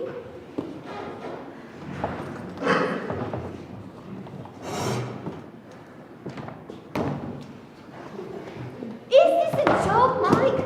How did a history book become a diary? Oh, I see. You're right. We are talking about the god of time after all. His memories are everywhere, in everything. He's died. Well, this being said, I think that I have reached the verdict. Consequently, I must state that the real defendant is not Mike, but it is all of you. You probably feel confused. So do I. But as I was scanning your eyes, I could easily see the guilt hiding behind their sparkle. Nobody can get rid of such a guilt because each of us can relate to Mark's attitude in one way or another. We should all be accused of stealing and wasting time since we are doing this every day. It is true that we are generally conscious about passing time, but that doesn't make us responsible owners of our precious seconds. Time is a really wonderful thing. It can bring moments of happiness in our life, and sometimes it can make us feel empty. But time's beauty has its roots in this unpredictable way of contouring moments. Maybe stealing time seems puzzling to you. Well, time can be stolen. Time can be afforded and time can be spent, just like money. But no penny in this world can bring seconds back. All things considered, the best course of action would be to attempt to embrace each opportunity, since time lost is a loss forever. The more we delay, the more we tend to lose out on many things of life. It is up to you. Don't be responsible. Don't let your seconds dissolve into themselves. It's up to you if your day has 24 hours or even more. Thank you for your attention, ladies and gentlemen. Now, please excuse me, but I have an appointment with my doctor and I'm running out of time. Court is adjourned. Thank you.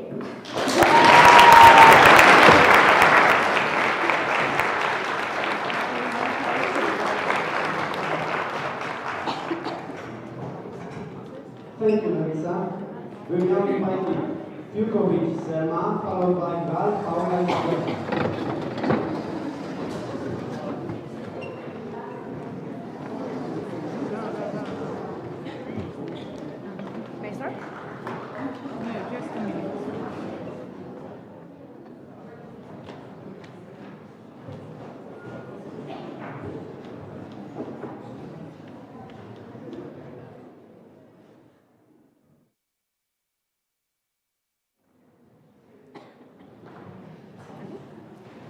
You only have 24 hours. Now, this sounds really personal. It pressures you. It's like, okay, 24 hours, that's really limited, and I have to do something with it. You always hear it. You have to be efficient, invest in the future, make yourself successful in the eyes of society. Then you hear it again from other people. No, make yourself happy, live in the present. They're all wrong. Then there's the third option where you kind of balance these things out. This sounds great. It sounds like they have it right. They're also wrong, and I'm going to tell you why. But before I do that, I have to tell you about 3 people, going to change their names, and why exactly all of them have it wrong. So let's talk about Mickey, Minnie, and Donald. Mickey always concentrated on his studies and then his work. He got a great job, he got rich, and yeah, he got married, but he didn't really know how to act in his personal life, so he kind of lost it all gradually and couldn't find a balance, and now he's lonely and he's miserable. Then there's Minnie. Minnie had a great teenagehood. She partied. She didn't really study too much. She had time for that later, or so she thought. She went out, she had fun, and she has great memories. But now she's older, and she has to focus on other things, and she doesn't know how. She's kind of stuck. She didn't prepare her future, which is now her present, and now she's in trouble. And then there's Donald. And you'd think, hey, he has it really good. He studied, he got a good job, he was the best for himself, not necessarily for society, but he's got it good. He has plenty of great memories, and he still goes out and parties. But then you'd think, okay, so why does he have it wrong? What's the problem? What's missing? Well, I'll tell you what. When he was a teenager, Donald said he was going to help the world. He was going to make it a better place. He was going to help people. Then he forgot. He got lost in his job and then his family. And he said, okay, I'm doing good for me. My friends with whom I made plans, they're also doing good. I don't really care about all this stuff anymore. That's a fear we should all have, that we might want to help the world now, but we're going to get lost in everything else.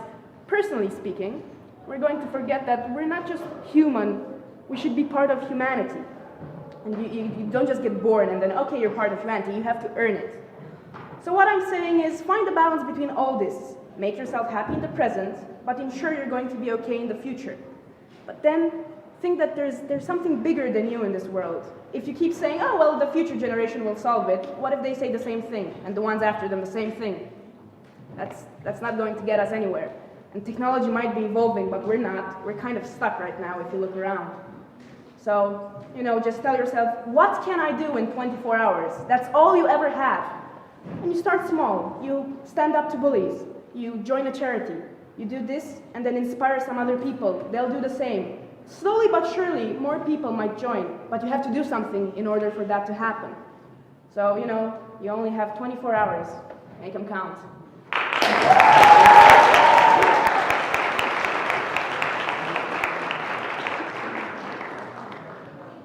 Thank you, Selma. We're now inviting Gal Paula Isabella, followed by Moldovan Alexandra.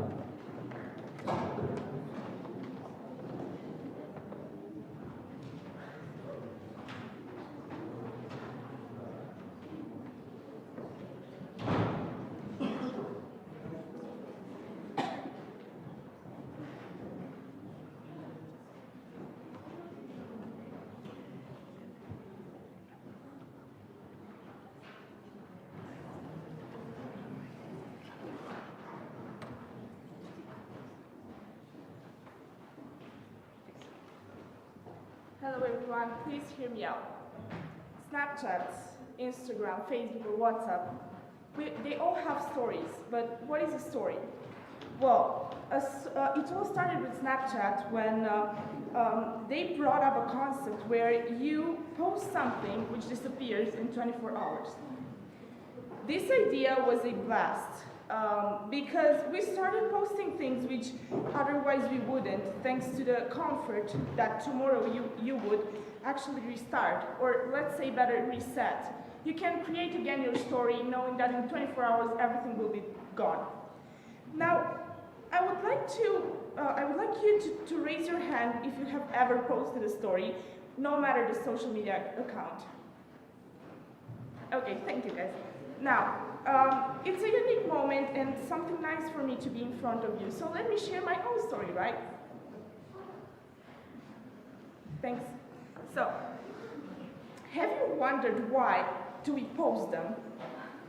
You see, our feed consists of things which we share out of love or sometimes pride. But something we definitely want to remember, right? Well, stories are much more than this. We share something throughout the day, maybe more times a day. But we no longer enjoy something for ourselves, but for our followers. Is that true for you? For example, yesterday I went out with one of my girls, and we had a meal and something. And I felt that need, to take my phone into my hand and take a picture of that food and share it. Well, it's nothing bad in that, but actually, am I enjoying that food as I'm supposed to? Or am I doing it just to post it? But why do we do this? Because we crave for attention, don't we? I still wouldn't blame us for doing things like this, because we're people and we strive to grow, to get better, to be better than others or ourselves. We feel the constant need to improve after analyzing our current state.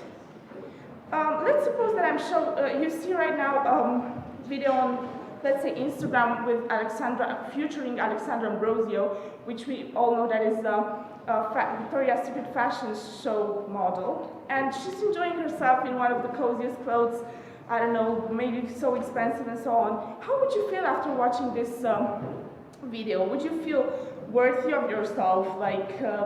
Would you feel good? I think you wouldn't. You would quite feel unworthy, and maybe you would try to be better or like her.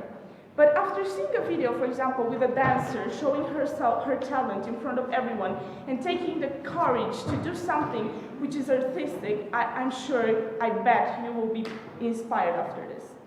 Stories on this social media seem inoffensive because you see them once for 5 seconds. But if you count throughout the day, you see thousands every day. An interesting phenomenon occurs in our brain. You start creating new standards, new appreciations of what is enjoyable or not to see. Being a person who actually posts mostly selfies, or let's say my flawless outfit from today, I actually start making what I usually post idea, where I influence others by this. We create expectations towards the world by what we post, which limit our courage to post diverse content. Throughout this social experiment, I realized that balance and diversity are something essential, because let's look today. Look at you in the mirror. I'm sure you are different than yesterday, and tomorrow you will be different. Every time you are different. So why are we trying to make ourselves perfect every single time? I only have 24 hours to define what I actually want to see on my stories, because I impact the world. And I'm sure that you should count this as well. And take a moment before you actually post something and try to be diverse and balanced into your posts. Thank you.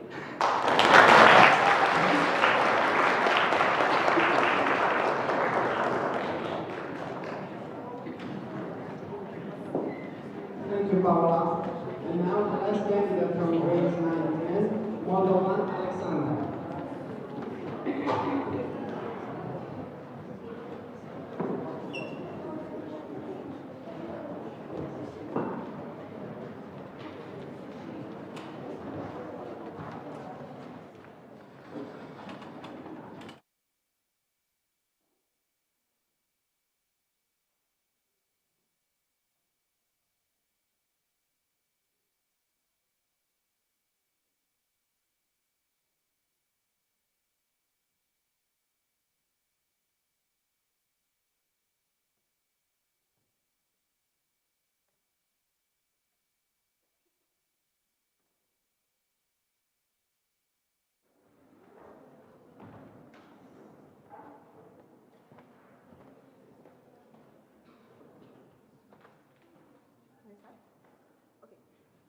Today, I'm going to tell you a story that does belong to 1,000 of people. I chose as the main character photographer who had been working for a magazine for a couple of years, and now he received the hardest mission of his career when his boss told him to capture the perfect photograph in only 24 hours. Of course, it was a difficult task. That sounded more of a cliché at first sight, but his boss didn't care too much about what valuable art means. He mostly cared about what is expensive, glows, or brings him more money. As he was getting out of the company building, he crossed by an old friend of his, a movie director.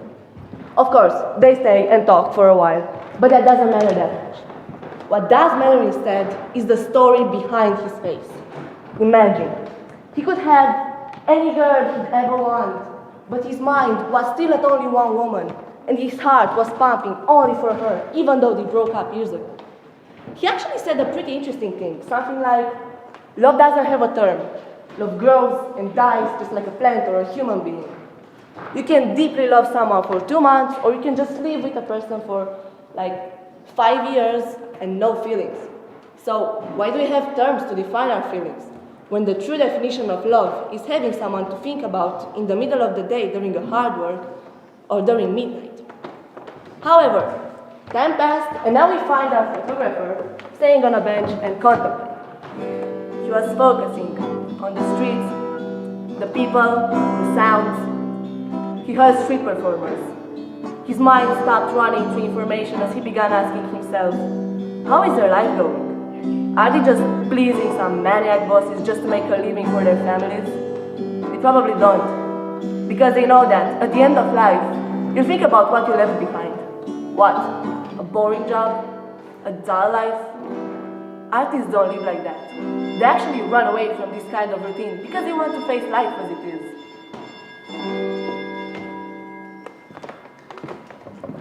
Many things that happen to our photographer in 24 hours. For example, when nighttime came, he found himself in a bar dancing with a very beautiful woman on a song that reminded him of his childhood. Even though he could barely keep up with her steps, she was beautiful, mysterious, sensual.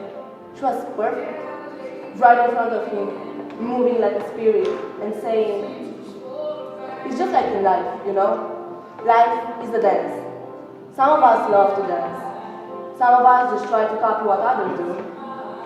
And some of us prefer to stay aside and watch.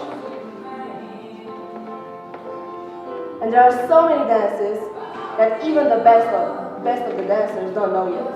But only they could manage to figure them out.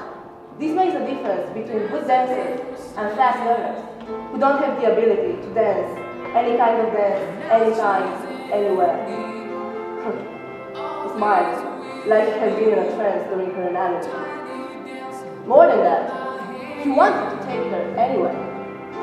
But just the steps that you remember all your lifetime, there are steps meant to be forgotten. Steps that you can dance only once, because you know that if you repeat it, it won't be the same. Or at least, this is what she thought before disappearing in the shadows. He didn't know much about her, but he knew he found what he had been searching for. Now, our photographer met a lot of people in these 24 hours. From the man on the street asking for money just to make a living for himself, to the rich men with their bad habits, confusion, and regrets on the way to maintain a high position. This is how he realized how different we are in a perfect city built up on imperfections. When he went to his boss and showed him nothing but some common images, his explanation was simple. I could never capture perfection because it doesn't stay in only one place. My pictures are as common as the pictures I take every day, but the stories behind and the emotions are speechless, and they define perfection better than anything. Thank you.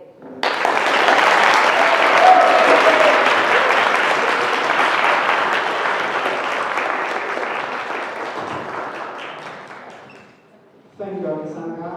And now, grades 11 and 12. We will start with Katsahanan grade, followed by Orsatsan grade.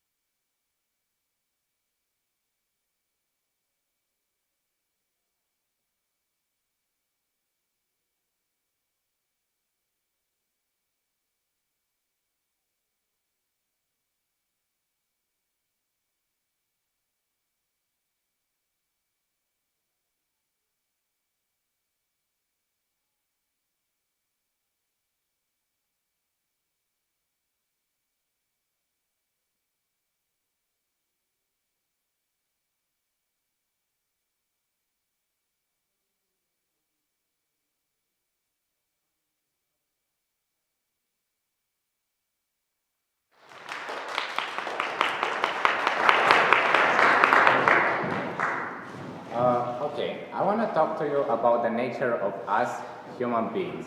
As far as we see it, we are programmed by nature to wake up every morning, eat a couple of times, do some other stuff in between, and then go again to bed. So as I see it, our life is a repetition of this given period of time, one day. It is also in man's essence to want to have more than it has, to live a better life.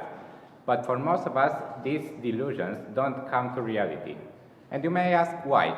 Well, that is because we humans lose a lot of time. The day lasts only 24 hours. It is only up to us what we make out of these 24 hours. We are always told we should sleep out 8 of them, don't we?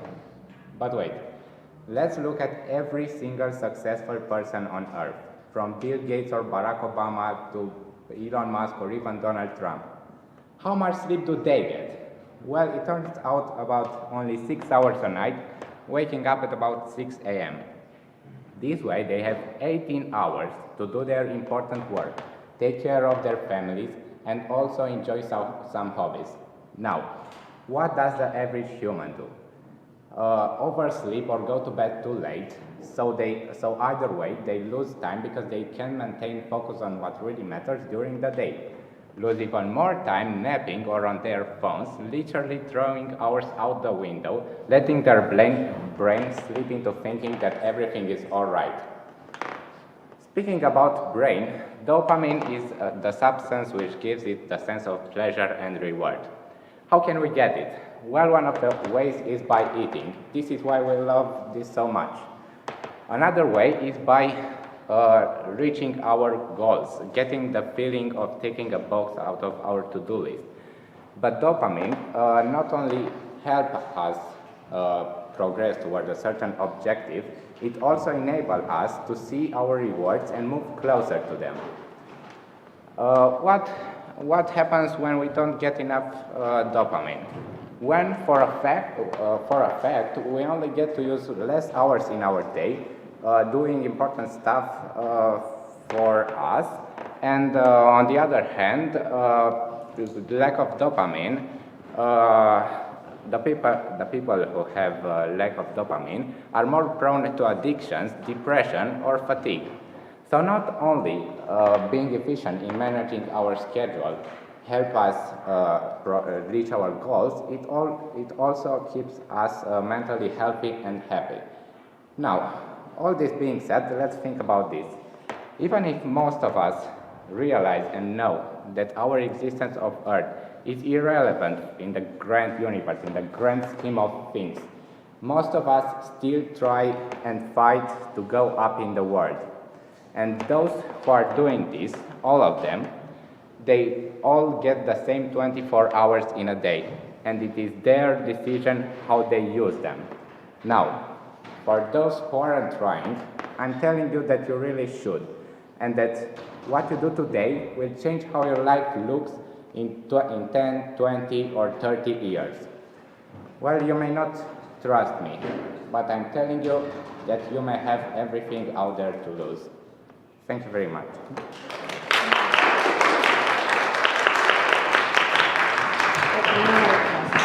Thank you, Andrei. The next in line is Oxat Andrei, followed by Divisa Sara Naomi.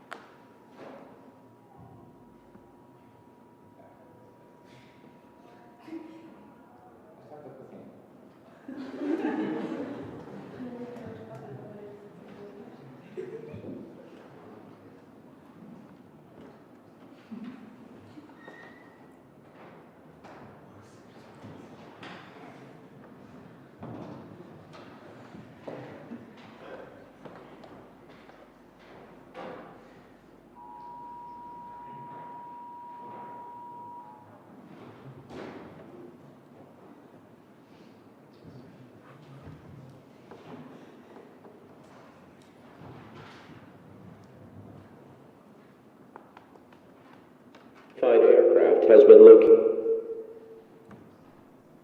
Thank you.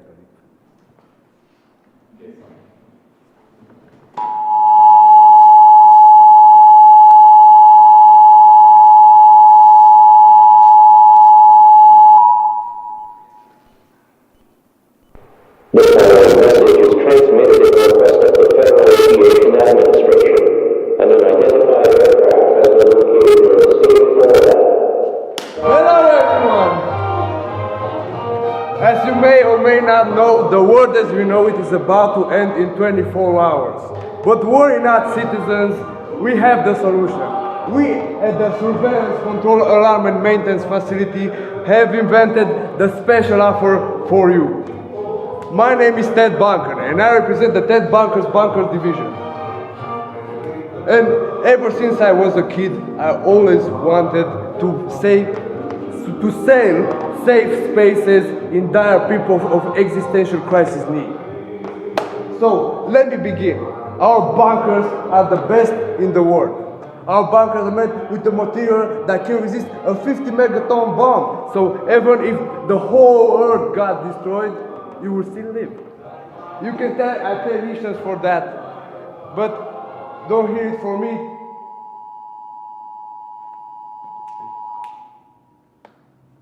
This message is being broadcast by the Department of Defense of the Republic. Okay, we're back again.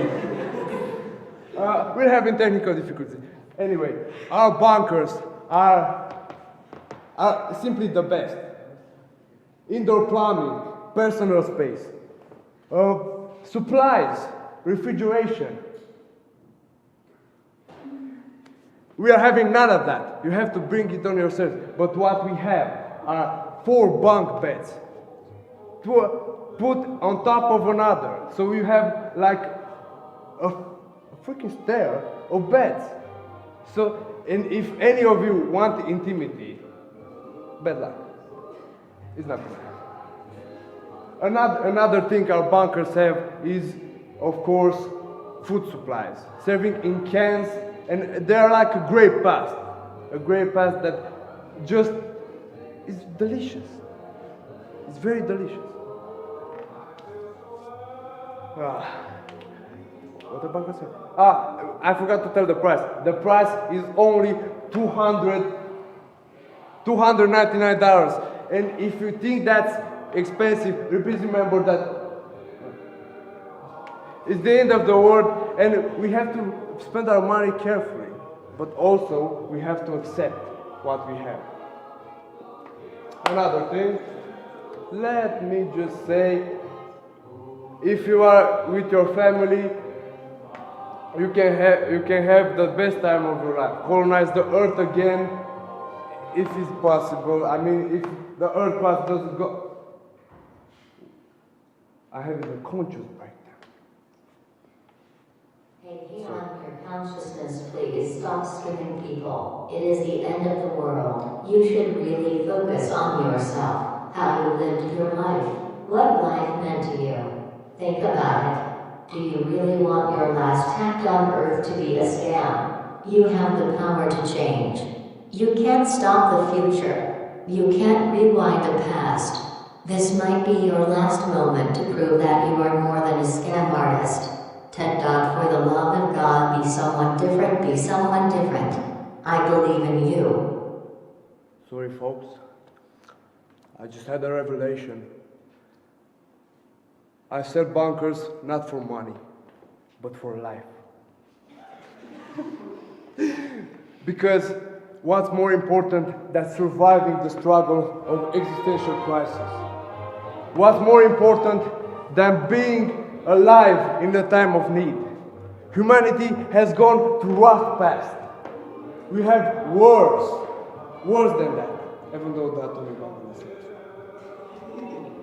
And we will survive again and again and again, but only, and I mean only, if you buy my bunkers for only $27.99 million.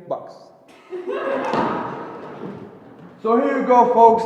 The offer expires in 24 hours.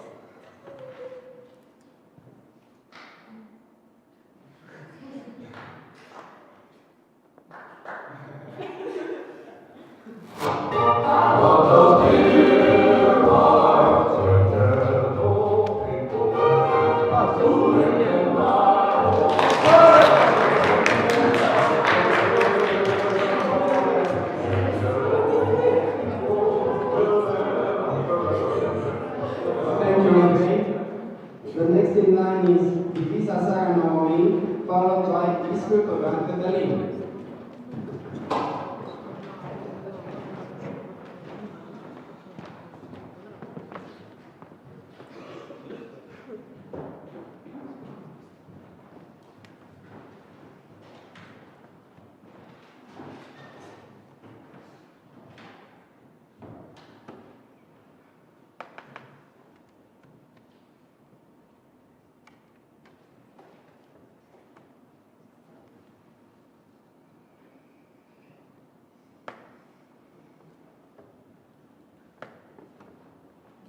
There's the tick and there's the tack, these restless movements of the clock. I hear them time and time again. Their sound keeps drilling a hole in my brain and leaves it empty. Just a shell. But then again, has my mind ever even been something before? I cannot tell. So here I am, standing still, watching the seconds go by so fast, they can't even say goodbye, dear friend. See you again. But I guess it's better this way, because they would lie. Time is no friend. It doesn't care about our human lives, so ephemeral and futile. It just passes. And when it's gone, there's no taking it back. Believe me, I've tried. There's the tack, and there's the tick. I once tried to dream when I blink, and just in case you wonder, it didn't work. So I never tried again, because fear of failure paralyzes me. How sad, right? But let's not think about it. I'll just wait with my empty mind for the time to run out and the 24-hour sentence to finish. And then start. You see, each night marks the ending of all that today has been. But then comes the morning, bringing with it a new day, a new chance to set things right and to live as I am supposed to. But I never do. I lived thousands of days and wasted them all, disregarding the chances I've been given and my duty in this world. I feel like I have this idle life with useless thoughts, and I smile in vain, only to hide the lack of feelings that I have. So I have to ask you, does anything really matter anymore? Does it? And yet again, the tack and tick. I think the infinite is too big. There's an endless number of days I have lived, and endless clocks that tuck and tick. There are countless thoughts that I have thought, and questions I have yet to ask or answer. So, what if my clock will stop? Because who's to say if after today the 24 hours will restart? Would it be better to end this pointless existence of mine, or do I deserve yet another day, another chance that hopefully will not be wasted? Can you hear too? The tick and tack? Just a leaf in the wind I once was called, and it was true. Resentful at the time, I tried forgetting, and never could. I tried to hide, not face the truth that I have become my worst fear. This sort of creature that only floats, coming from nowhere and with no destination, not changing anything in its path, and even worse, not being changed. And I hate it. Well, look, I'm not sure I can make you truly understand what I'm trying to say here, but regardless, I will leave you with a promise. I won't give up. So when the time will finally stop on my clock, there will be at least one thing I have done. I tried. I think, sadly, our time together has come to an end. I'll leave you now. Goodbye, dear friend. The ticks and tucks remind me that I only have 24 hours. And maybe, hopefully, this time I'll make them count. Thank you.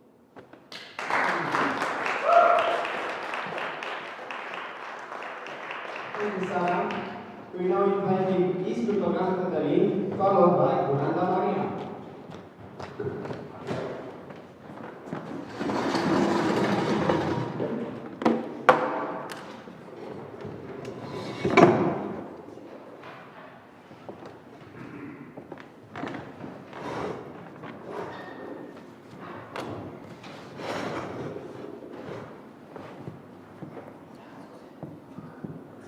Hi, Chris. How are you, man?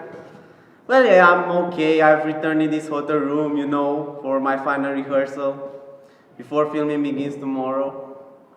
Well, yeah, I did a mashup with the important scenes of the movie. I put my makeup on. I even brought my journal. Yeah, just one more time, 24 hours, and I'll decide how I'm gonna do this incarnation. I just want everything to be perfect. Okay, bye. Wish me luck.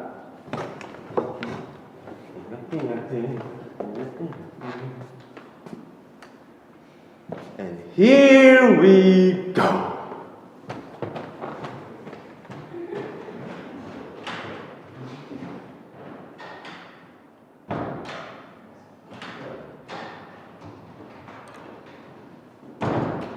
Good evening, ladies and gentlemen.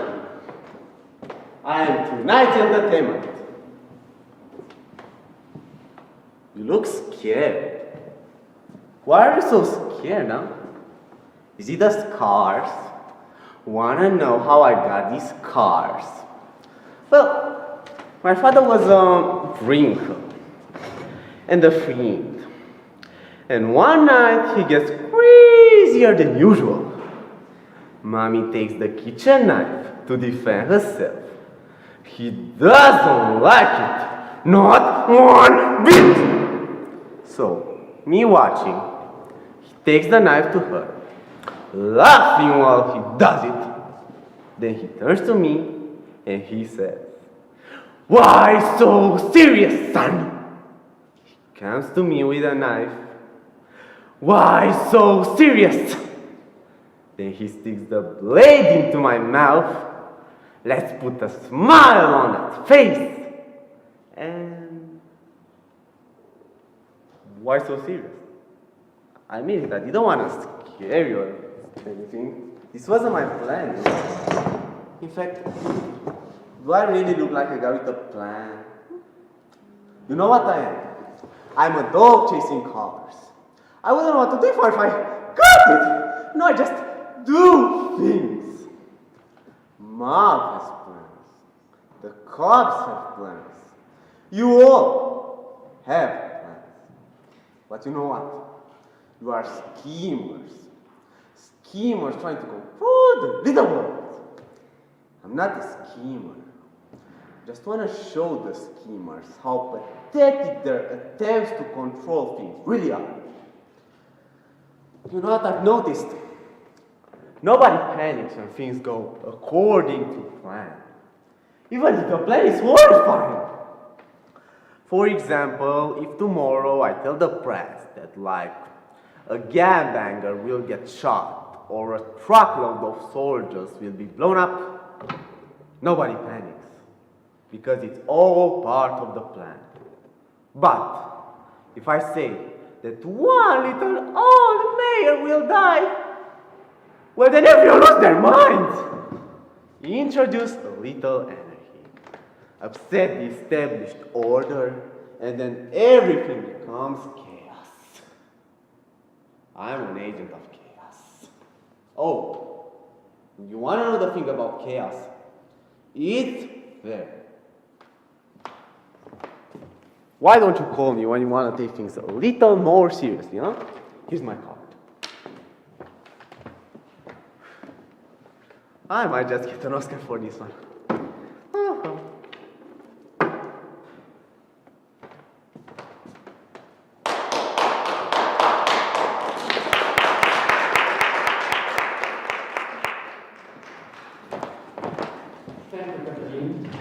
We're now inviting Uranda Maria, followed by Anton Milano.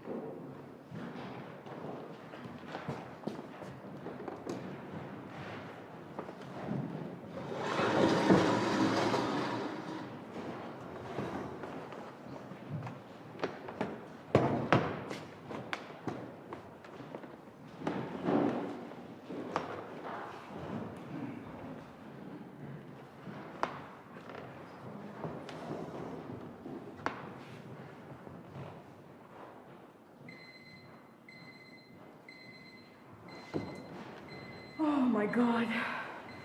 It's Monday. Again.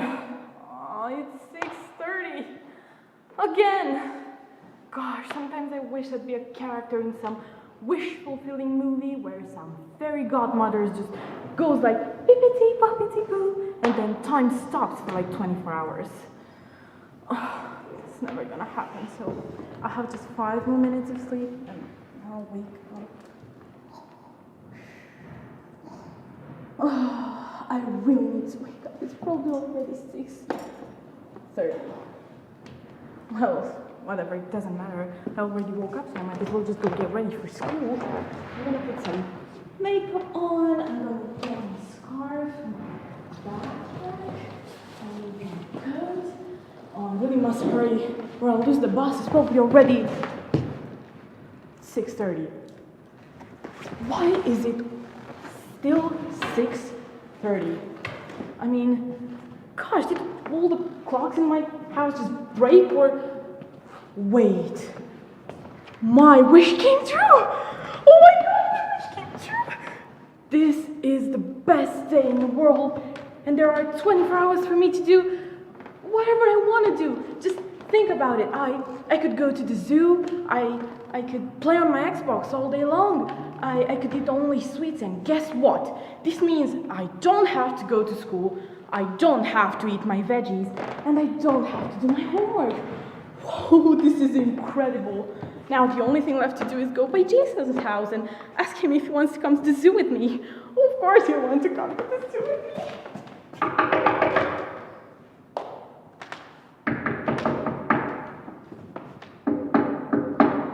Jason! Hey Jason, wake up! Do you want to go to the zoo with me? It's gonna be really fun. Come on! Jason? What's going on? I mean, isn't he willing to spend this free day with me? Wait, what if this so-called free day is only like free for me and everyone else froze like the time did?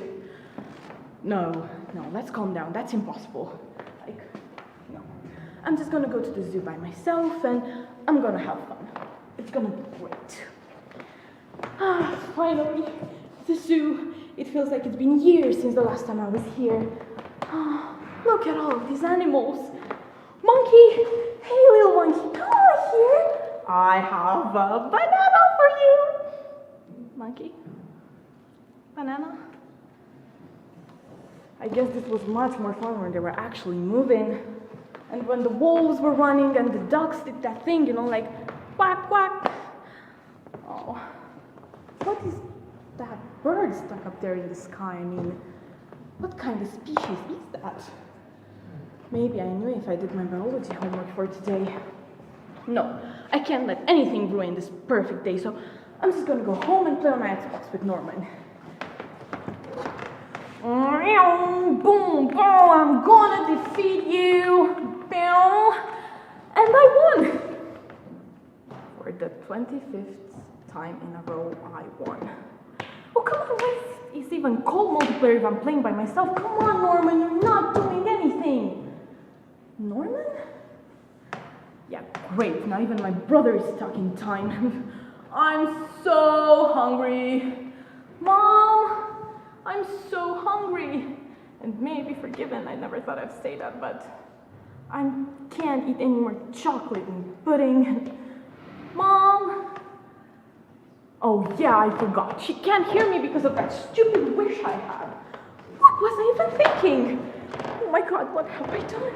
I mean, I guess time is relative when there's nobody to enjoy it with, and now I miss my friends, and I miss my family, and may I be forgiven, even my teachers. Oh, what am I gonna do now? Please, please, please, fairy godmother, I swear I'll never do something like this again. Please. My alarm clock. It's 6:35. Time is moving. Oh my God, I need to get ready. I need to get to school. Thank you, fairy godmother. Thank you.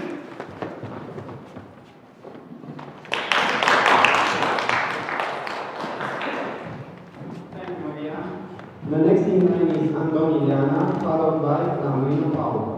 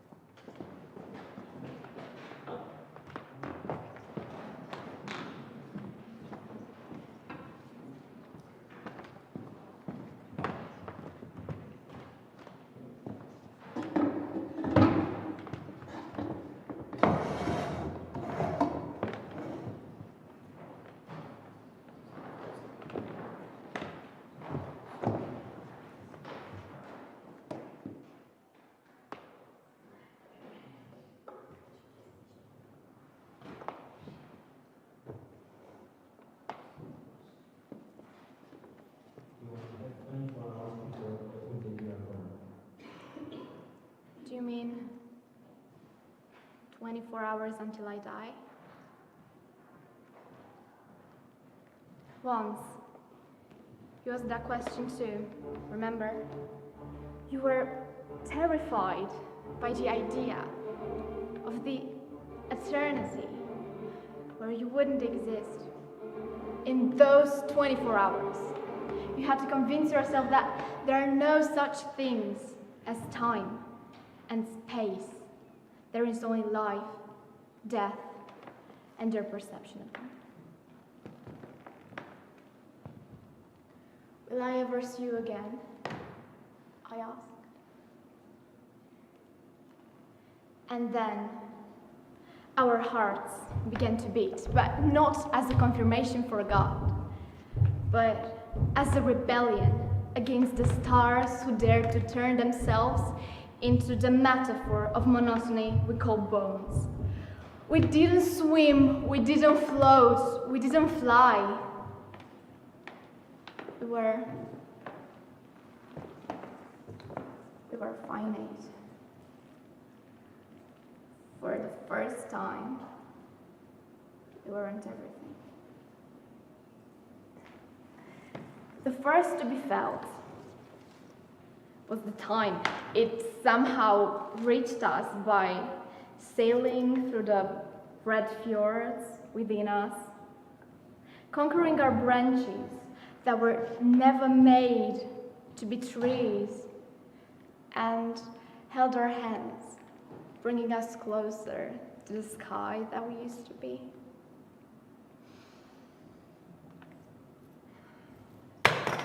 And then it vanished. It vanished having already poisoned ourselves with its promises, having already covered us with this endless page of wooden cellulose made from the hopes of the Milky Way. A blank page that no one will ever read, a blank page that no one would ever write on, because what really matters is under it. We have tattoos under our skin, didn't you know? This is our only manner of facing time and recreating space. The first tattoo was written by a scream called no. No as a rejection against the injustice of being a human and not being able to be everything. The time, the space, they didn't deserve us. So we had to create our own world where concepts like past, present, and future wouldn't fit. Like an eternity concentrated in a second. So we build our universe from colors, feelings, and it took us only 1 second to build it, but actually 24 hours to believe it.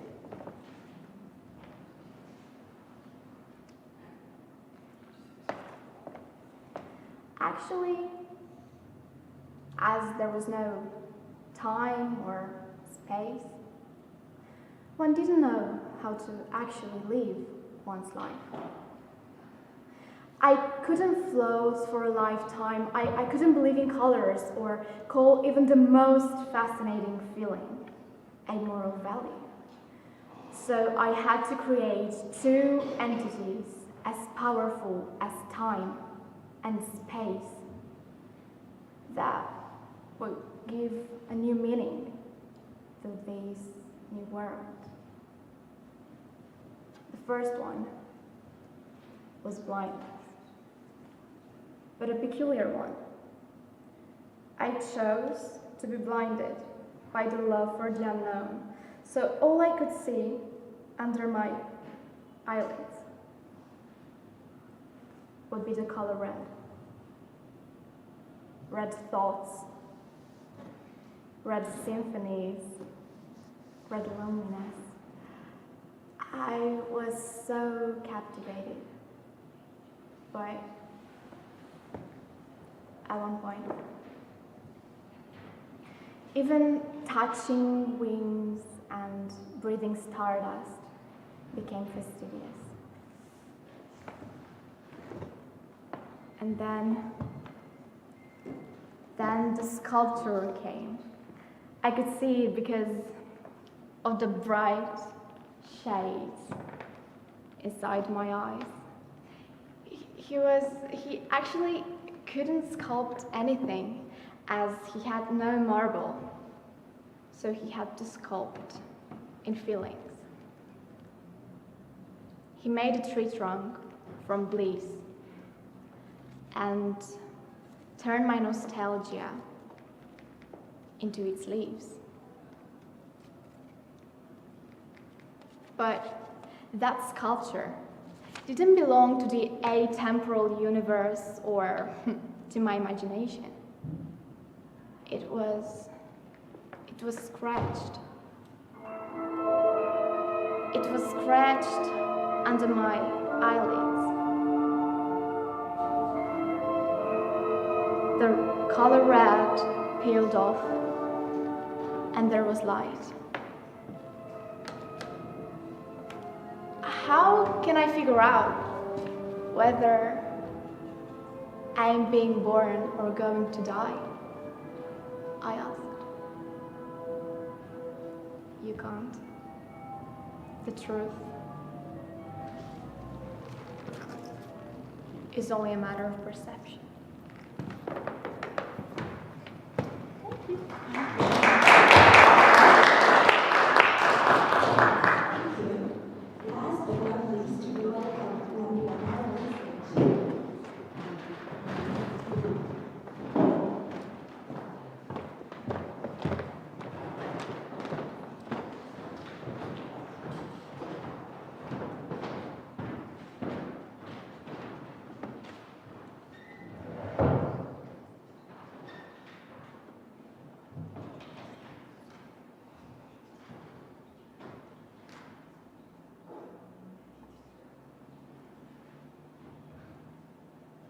One month ago, I got the bad news. Tomorrow is the deadline for my decision. Starting now, I have only 24 hours to decide. But how could I decide whether or not cutting her from the life machine that holds her breath the right thing to do? How could I know that? How could I know which is the right decision to make when there's no such thing? Tomorrow, the doctors will be facing me with one simple decision, yes or no. By saying yes, I will be faced with an appalling feeling, the crushing phrase that will be stuck in my mind: what if she would be alive today if I didn't push that button? How could I go over it with this knowledge that I was okay with killing a person? By saying yes,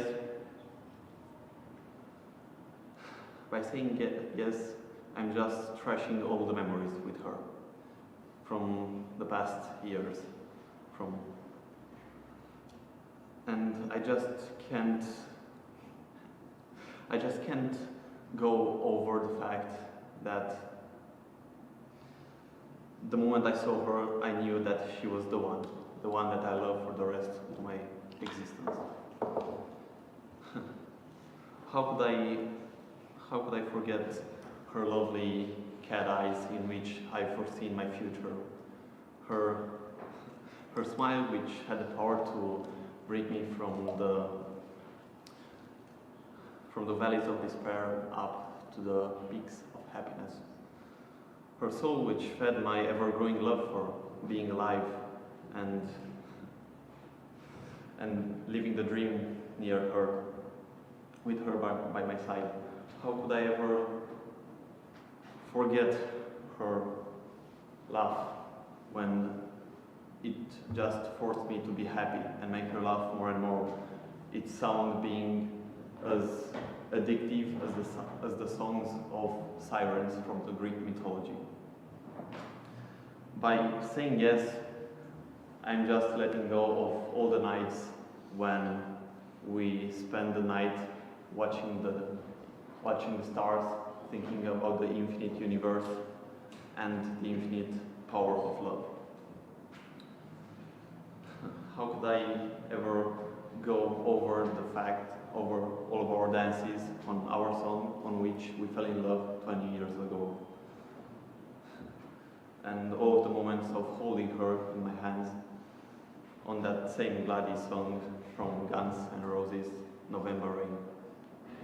It's impossible for me to forget all the sunset and sunrise spent with her, holding her hand, all her kisses, but foremost, I can't imagine a life without her presence. By saying no, I refuse. I refuse to let go of all of these memories. My paradise, her. My past and present self. Now seeing that who I became today was because of her. She changed my life. He changed my life. She made me a better person. If you knew that you have met your other half, for which Zeus gave you 9 lives to search for, you wouldn't let go. You just couldn't. You knew that she was perfect for you. She, with you, became an androgyne. I'm not a man of faith or a man of superstition. I'm a realist. And now I'm only left with hope. The same hope that made us fall in love in the first place and made us stay together, and the same hope that will make us stay that way. In the end, I'm faced with one more decision. Facing God. Not quite specific for a realist, but now I just pray that I can say to her how much I love her again. One.